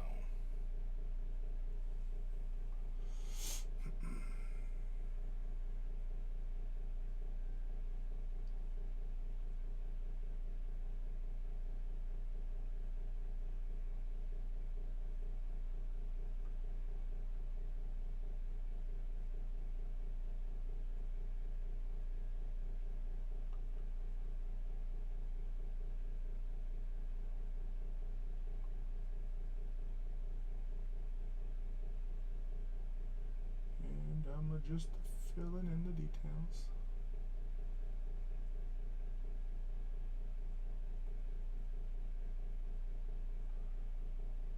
Working through the progression of color.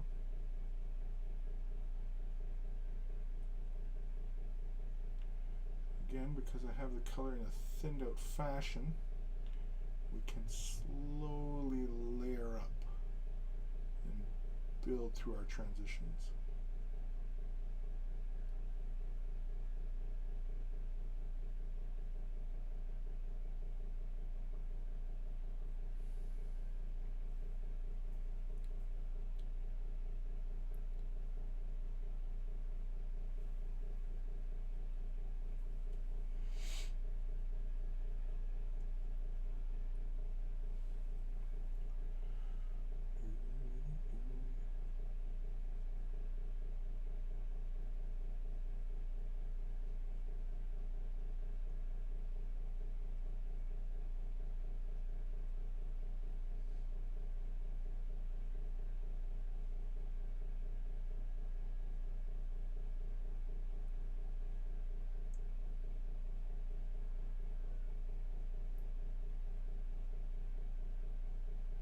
Some of these tiny little faces here.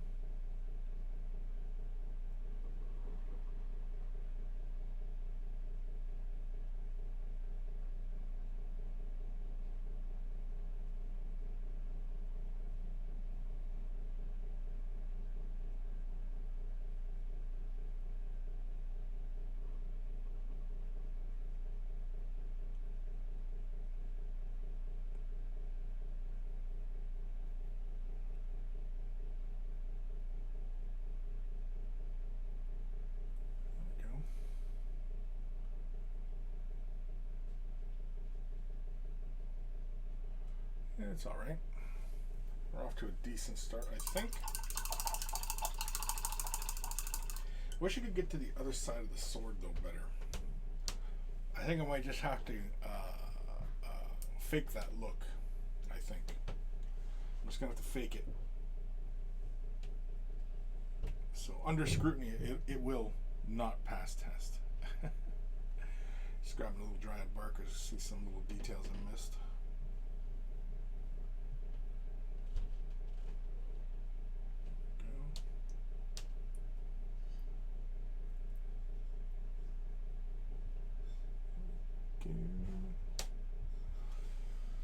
All right.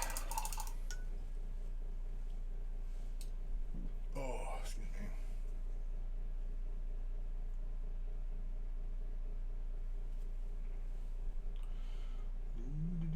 I'm gonna do the little totem on his belt.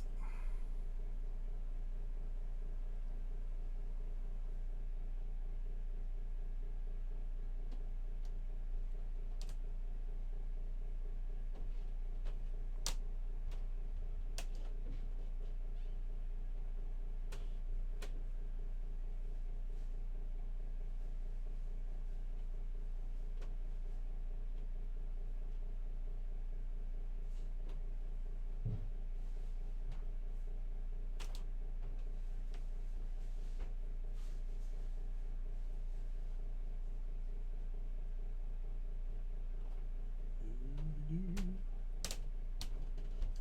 hear a little stamping sound. It's because people above me are heavy-footed. So if you hear something that sounds like footsteps, yeah, that's above me. People stamping around.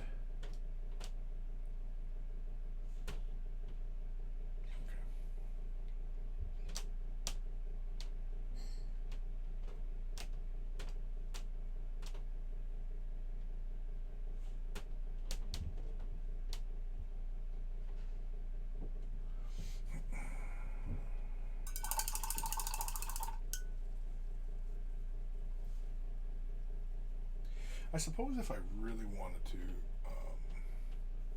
fake the color transition in the blade, in the sword, I probably could just do it like really fast on the backside and then hit that with a wash, and that way it would creep into the recesses and it would just, you know, give me that kind of look.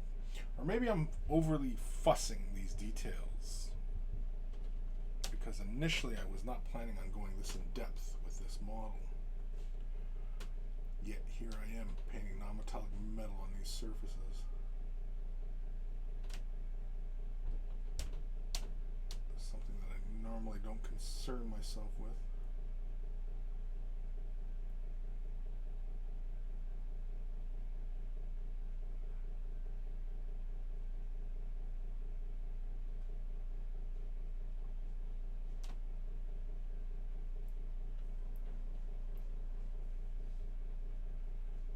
Sometimes you just get caught up in a surface, in a particular model, and you're like, it's just too much fun not to render it, you know, properly, as it were.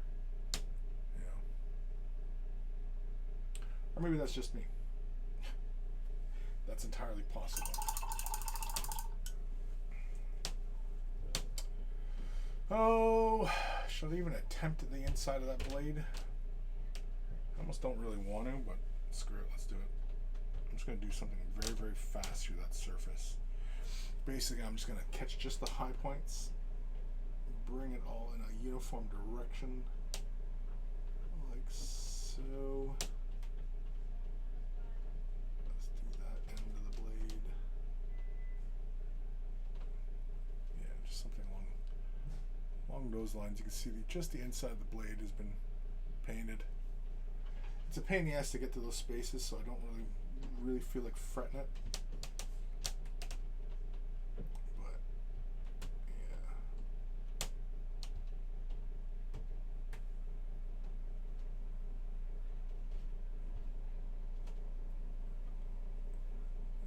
So it feels like it is got color transitions going on, but yeah. Alrighty. Oh, the bracelet. Finish that bracelet.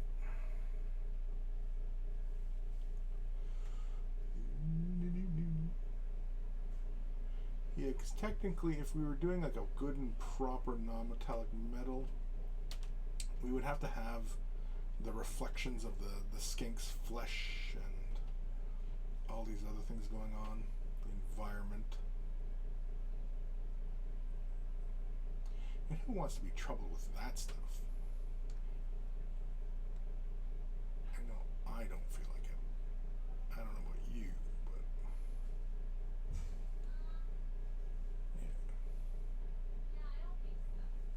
Yeah, we're mostly okay with that so far.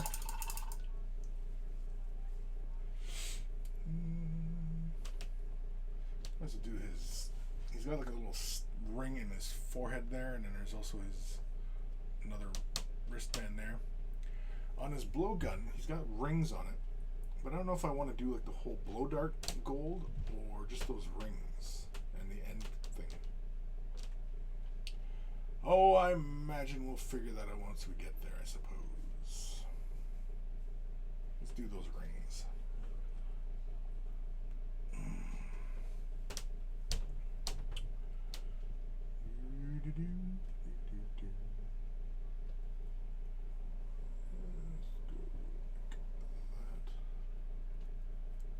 Keep the glazes fairly thin.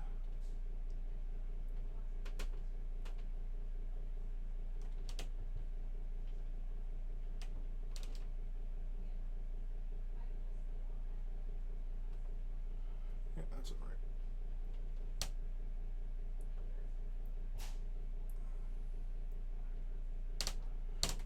Basically, what really sells the non-metallic metal effect is the way the color, the gradation in color, and then of course that the small little edge highlight across all the surfaces.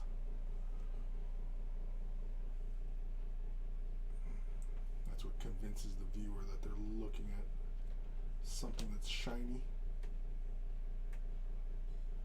And that's what it's all about. It's all about convincing that the viewer of the effect that they're looking at. And as long as that effect kind of makes sense to them, they go, "Oh, that looks like, you know, that looks like it's supposed to be a shiny surface. I get it."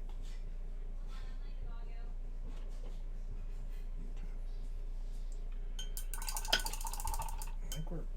I think we'll do the blow dart later, but.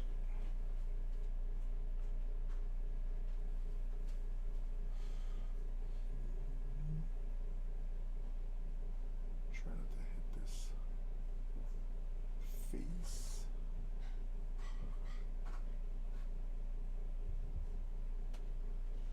There we go.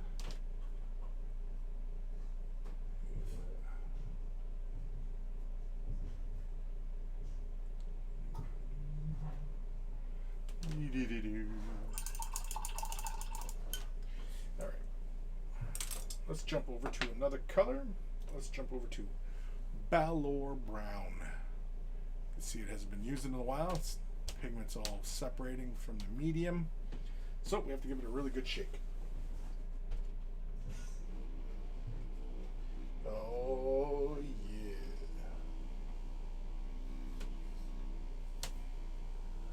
Probably have to leave that for a minute. Wait.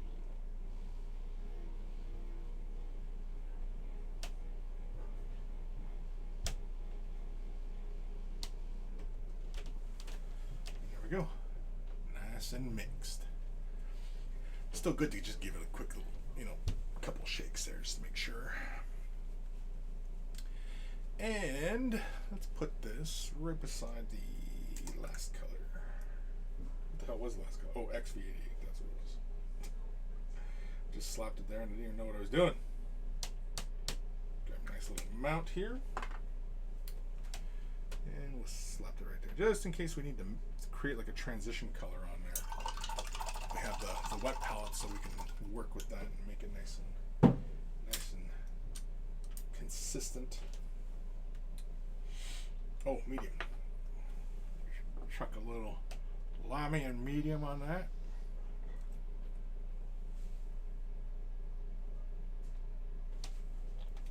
Just to help thin it down. Of course, the wet palette already kind of, you know, thins the paint regardless, but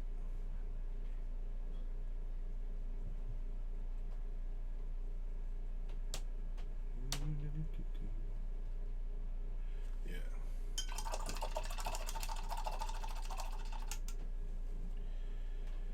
Alrighty. No comments? No questions? No? Okay. Carry on. How long have we been going? 2 hours. Alright.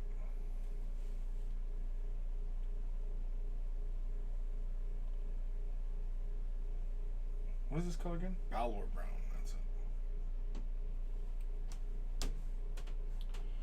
And yeah, we'll just start off by just blocking in some of the initial places where I want most of the color, and then if need be, I will create a gradient. Just like that. Just like that. Yeah.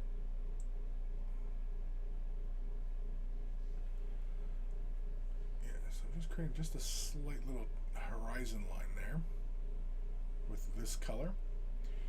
And it allows me to kind of block in and see where I want transitions to occur. So on a larger surface, so they can kind of see what exactly I'm doing. This angle's probably not the best, but whatever. So on the sword, so imagine the horizon line. I want the gradient to get darker closer up towards the handle, so I'm going to start the transition somewhere almost about 2/3 of the way up this surface. Now I'm painting only the flat detail to the viewer. I'm not painting the edges or the blade edges yet. And so with this, we're just going to go like that and push downwards. Yep. Now we have the color in a thinned out consistency, so it's going to take us a couple passes to build this up into a nice bright tone. Just like that. So the imagine horizon line somewhere around there. We just moved it, so it's over there now. And that's fine. I mean, like, you know, it's not like this is a what's the word I'm looking for here? It's not going to mess anything up too badly. Let's see there. You can see already, like, you get the idea that there's a gradient building, right? And we've only laid out what? Brown, XV88, and now Valor Brown. And we're already, you know, starting to enter now the territory of it looking like, you know, a gold, right? Like a burnished metal. The idea. Again, this is not a true representation of, you know, a non-metallic metal surface. This is a cartoon version of it, which is something that is very common these days in our miniature painting world. There.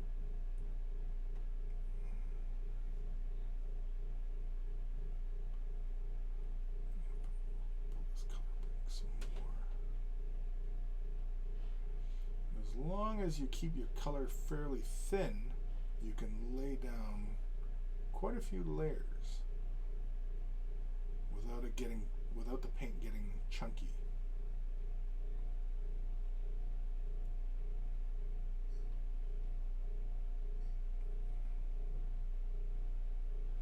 I'm actually going to push a lot of these highlights towards this bottom corner of the sword, so it's going to get, like, stay dark this way, and it's going to get brighter along the teeth edges.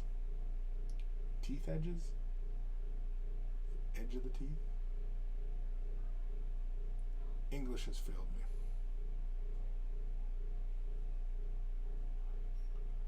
I'm painting these little facets that face downwards on the upper portion of the sword, just so that you get a little bit of balance. And then we're going to paint these facets that point downwards here.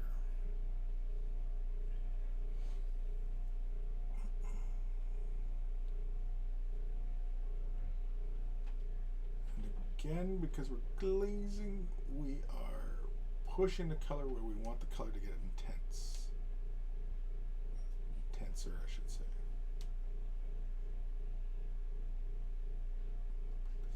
Facets point down. Just like that.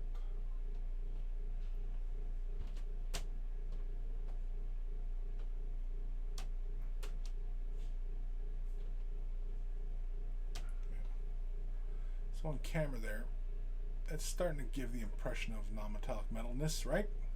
Sort of? Kind of? Not really?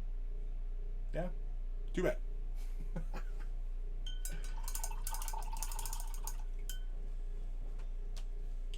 I think it actually provides a pretty good contrast, I think, with the with the bright blue of their skin and having these like yellowy brown, elements, I think it plays rather nicely. I think the very light brown tones, I think, work in this regard with the overall color scheme. I think so, anyway.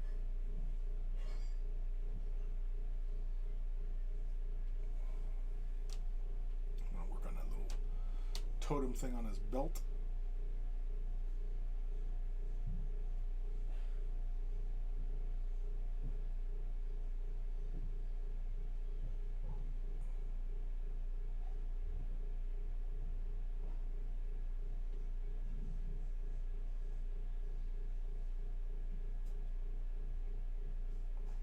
Talk, it's because I'm concentrating.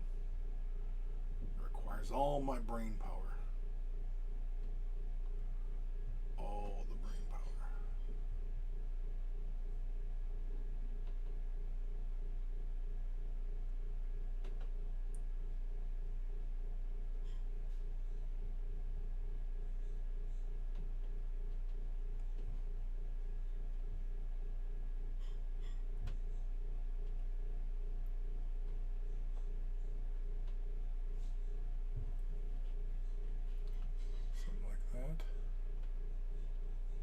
His build. It's looking okay. So again, with this kind of particular style of non-metallic metal, the hard and fast of it is just build your brightness downwards, keep it somewhat dark, more contrasty. The finish, the better.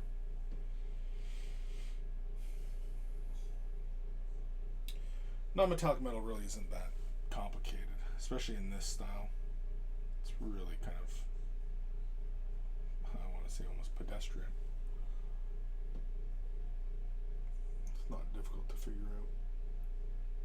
Now, imitating real world non-metallic metal surfaces requires more observation. Requires you to know how light plays on that surface.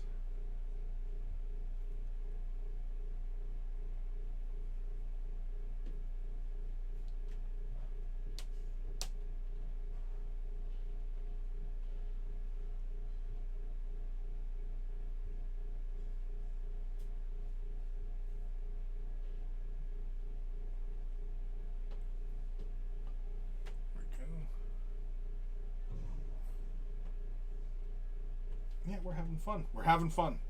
Are we having fun? I hope we're having fun. Because if we're not, I don't know what to tell you.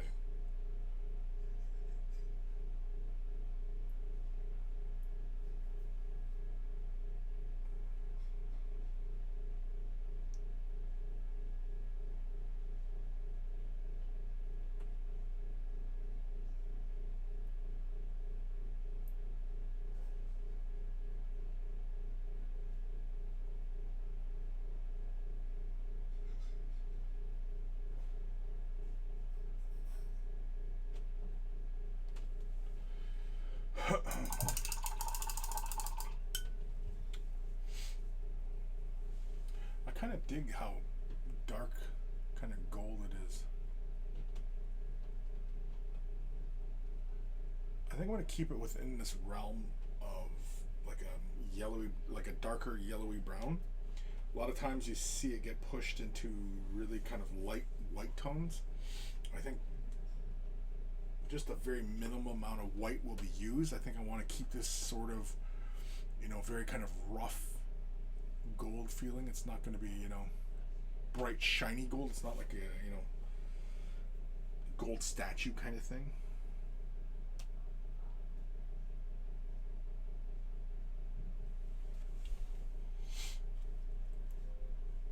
Oh, excuse me.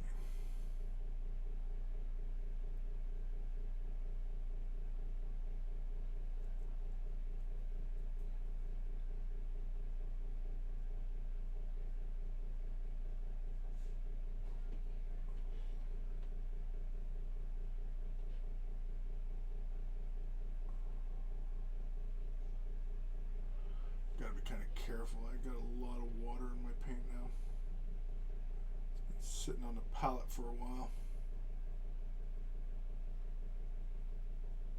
It's not really going to affect my glaze too much, other than really kind of thinning it out quite a bit, but just got to be mindful that it's going to behave like water, so it's not going to flow or, you know, stick very nicely to the surface.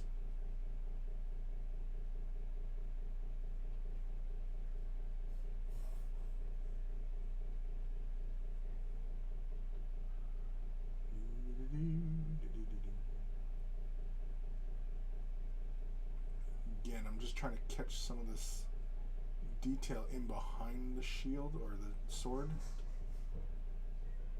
just to give the impression that it's actually painted, even though we're not going to really fully realize it.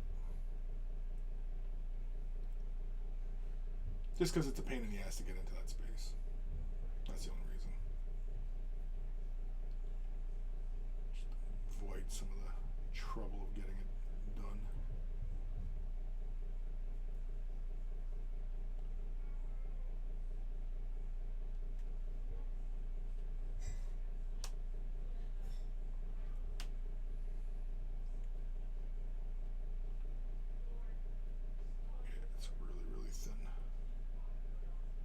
As soon as I make contact with the surface, a big blob of it comes out. It's okay though.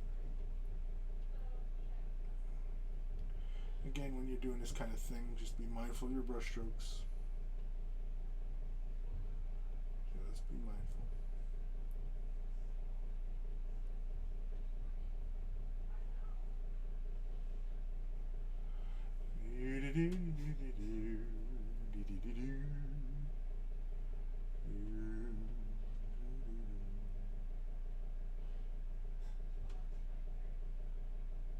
This one little spot's making me cross-eyed. Trying to get in here.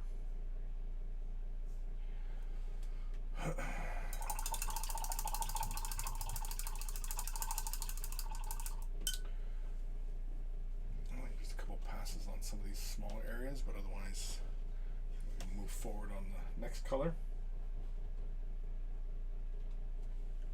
Still not sure what we're going to do with the blowgun. Something. We're going to do something with it. What? I have no idea. But something.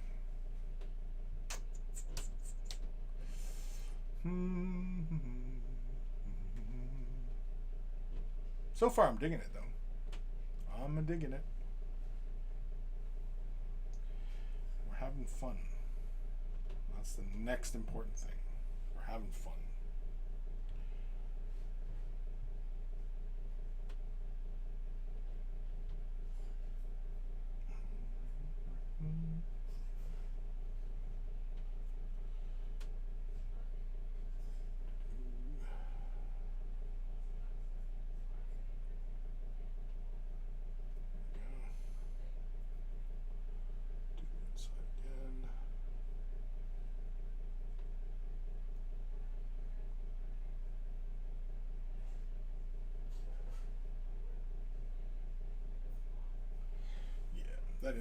The inside of that sword is pain in the bum. A pain. Right in the cheeks.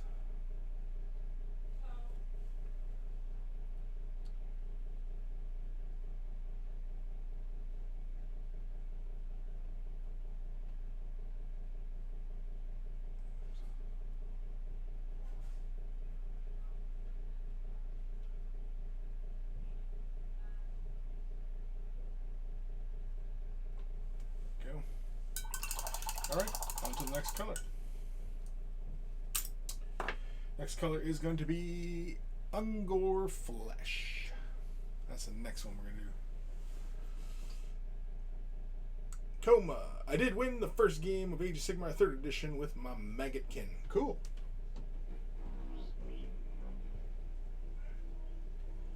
Congratulations, Kim.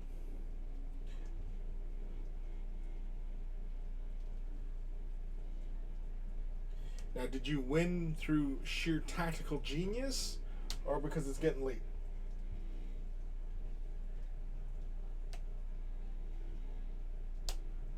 I'm sure it was sheer tactical genius, but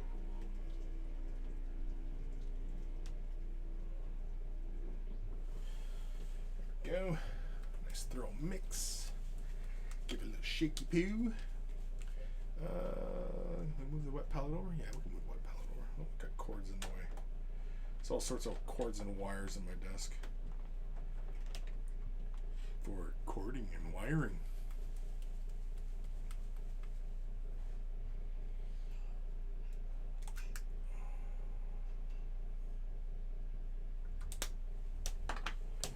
And we'll slap this right there.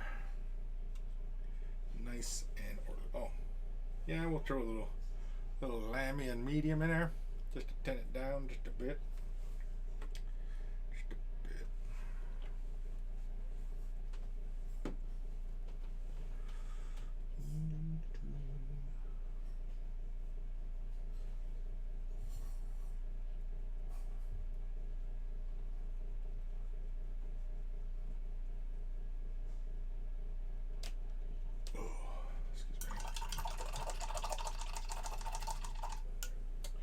Now with this highlight, I just want to build on the edges, the bottom edges of stuff, and then probably thin it way down and make a couple glazes just to marry up some of the transitions. But otherwise, this color, yeah, is, well, for I guess on the main face, it's probably going to come just about less than a third of the way on this sword. So just grab a little bit of the color.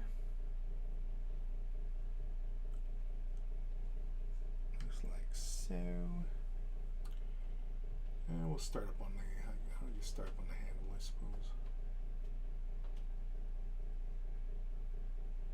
Just like so.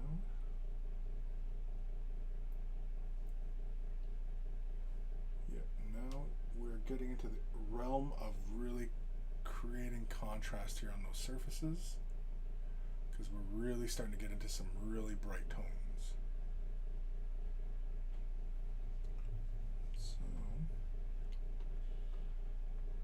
The horizon line's there, so yeah, it's going to come around here.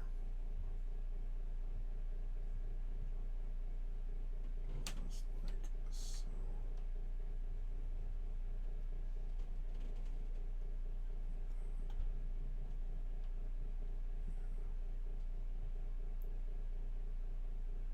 Yep, that's it. That's it, right there.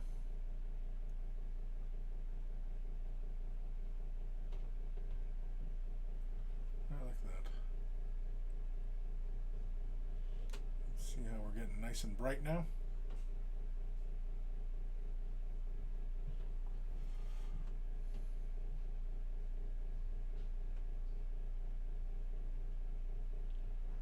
This little face will do halfway, but this one I will do the entirety. Just like so.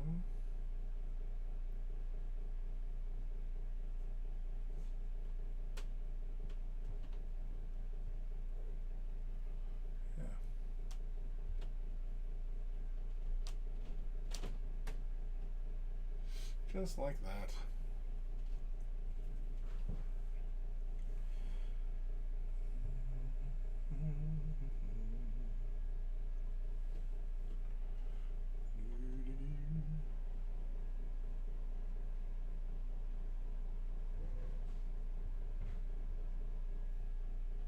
This one here, fairly bright.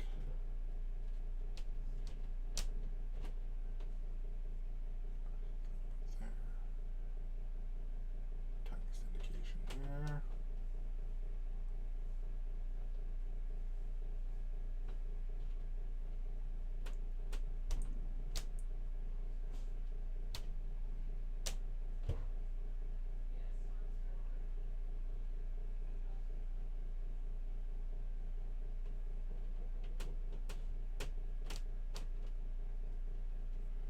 Yeah.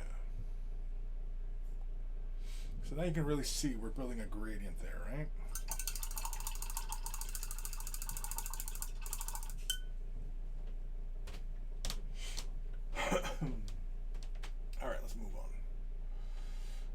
the faces of the bracelet and the sword. I'll work on that little charm on his belt. We'll work on the charm on his belt now. A little more Balor brown.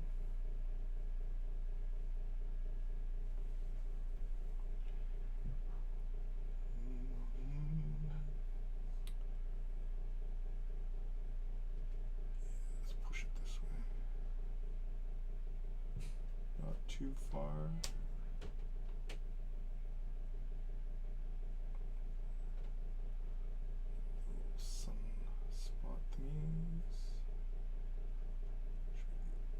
Probably technically I suppose it'd be on the bottom portion, each of those little faces, but they're so small it's a pain in the arse.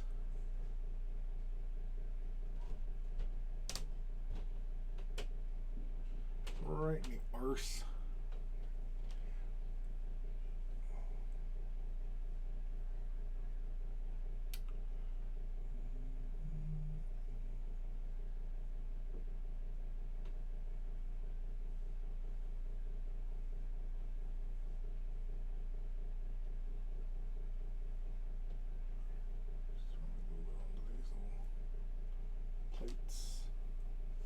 Just like so.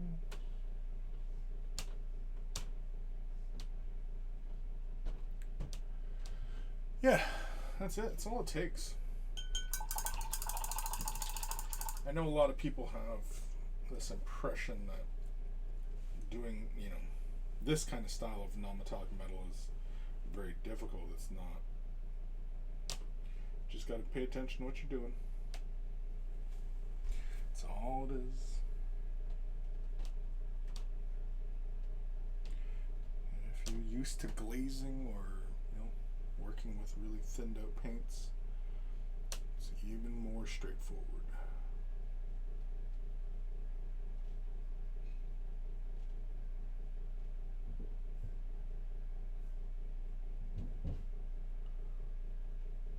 It sounds like dinner is almost ready for this guy. It is. What time we at here? 6:30. Hoof. Probably time to jump off this thing.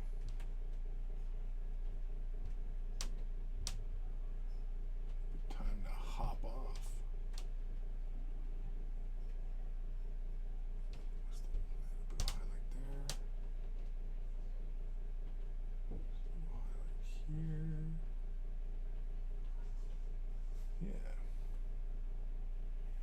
We are having fun, aren't we? I hope you're having fun.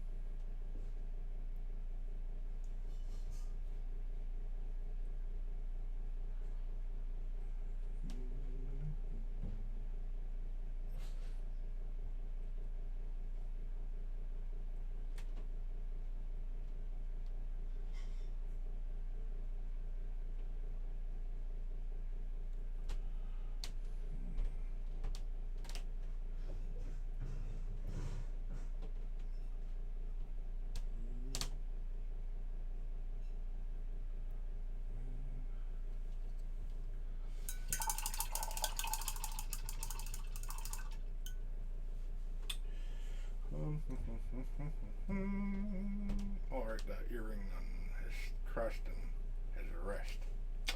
Right.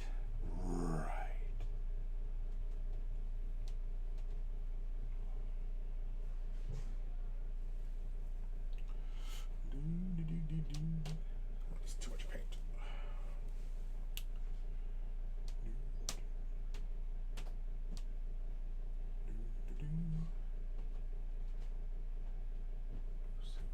Just that edge.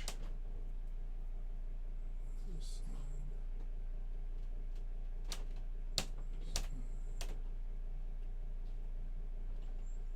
Catch just this edge.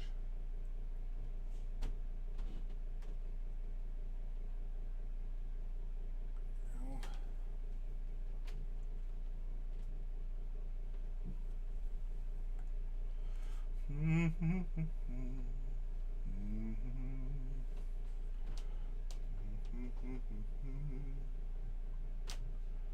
I still need like a music player. for music during the stream. So when it's just me, you know, I can sing along poorly to my favorite songs or whatever copyrighted music I'm gonna play. That's right, I gotta play copyrighted, or I can't play copyrighted music on these streams, can I? That sucks.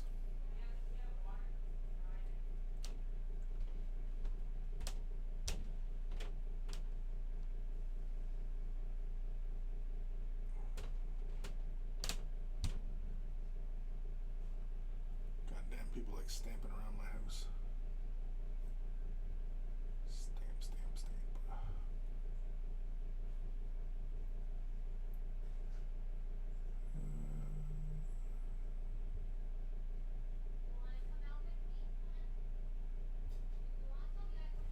All right.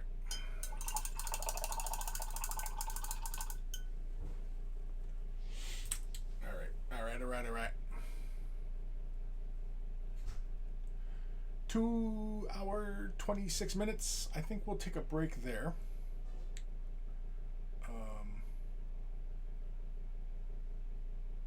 And yeah, I don't know. I think we're moving along pretty well for this. No?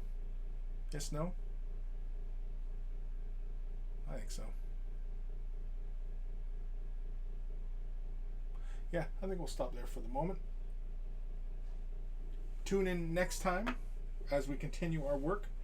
I'll most likely finish this little guy. And yeah. Oh, did we learn anything? I don't know. No, that's not the point of this show, is it? The point of this show is not to learn anything. This is just getting projects done. Get them done. Alrighty. I want to thank you guys for watching. And anybody, oh yeah, we had a subscriber. We had Brother Captain. We had Brother Captain subscribe, so big thank you to him for his subscription. Tune in next time. I don't have a schedule quite worked out for this show yet, so it's kind of random. I don't know. Do you guys think I should stick to kind of times, or should I just do streams whenever the hell I feel like it? Right now I'm kind of leaning towards just doing them whenever I feel like it, but I don't know. Let me know what you guys think. When should I be doing these streams? Let me know down below. And what project should I work on next? Because I got a whole bunch. I listed off a whole bunch earlier in the stream. Let me know what you guys think. And yeah, I'll check you all later.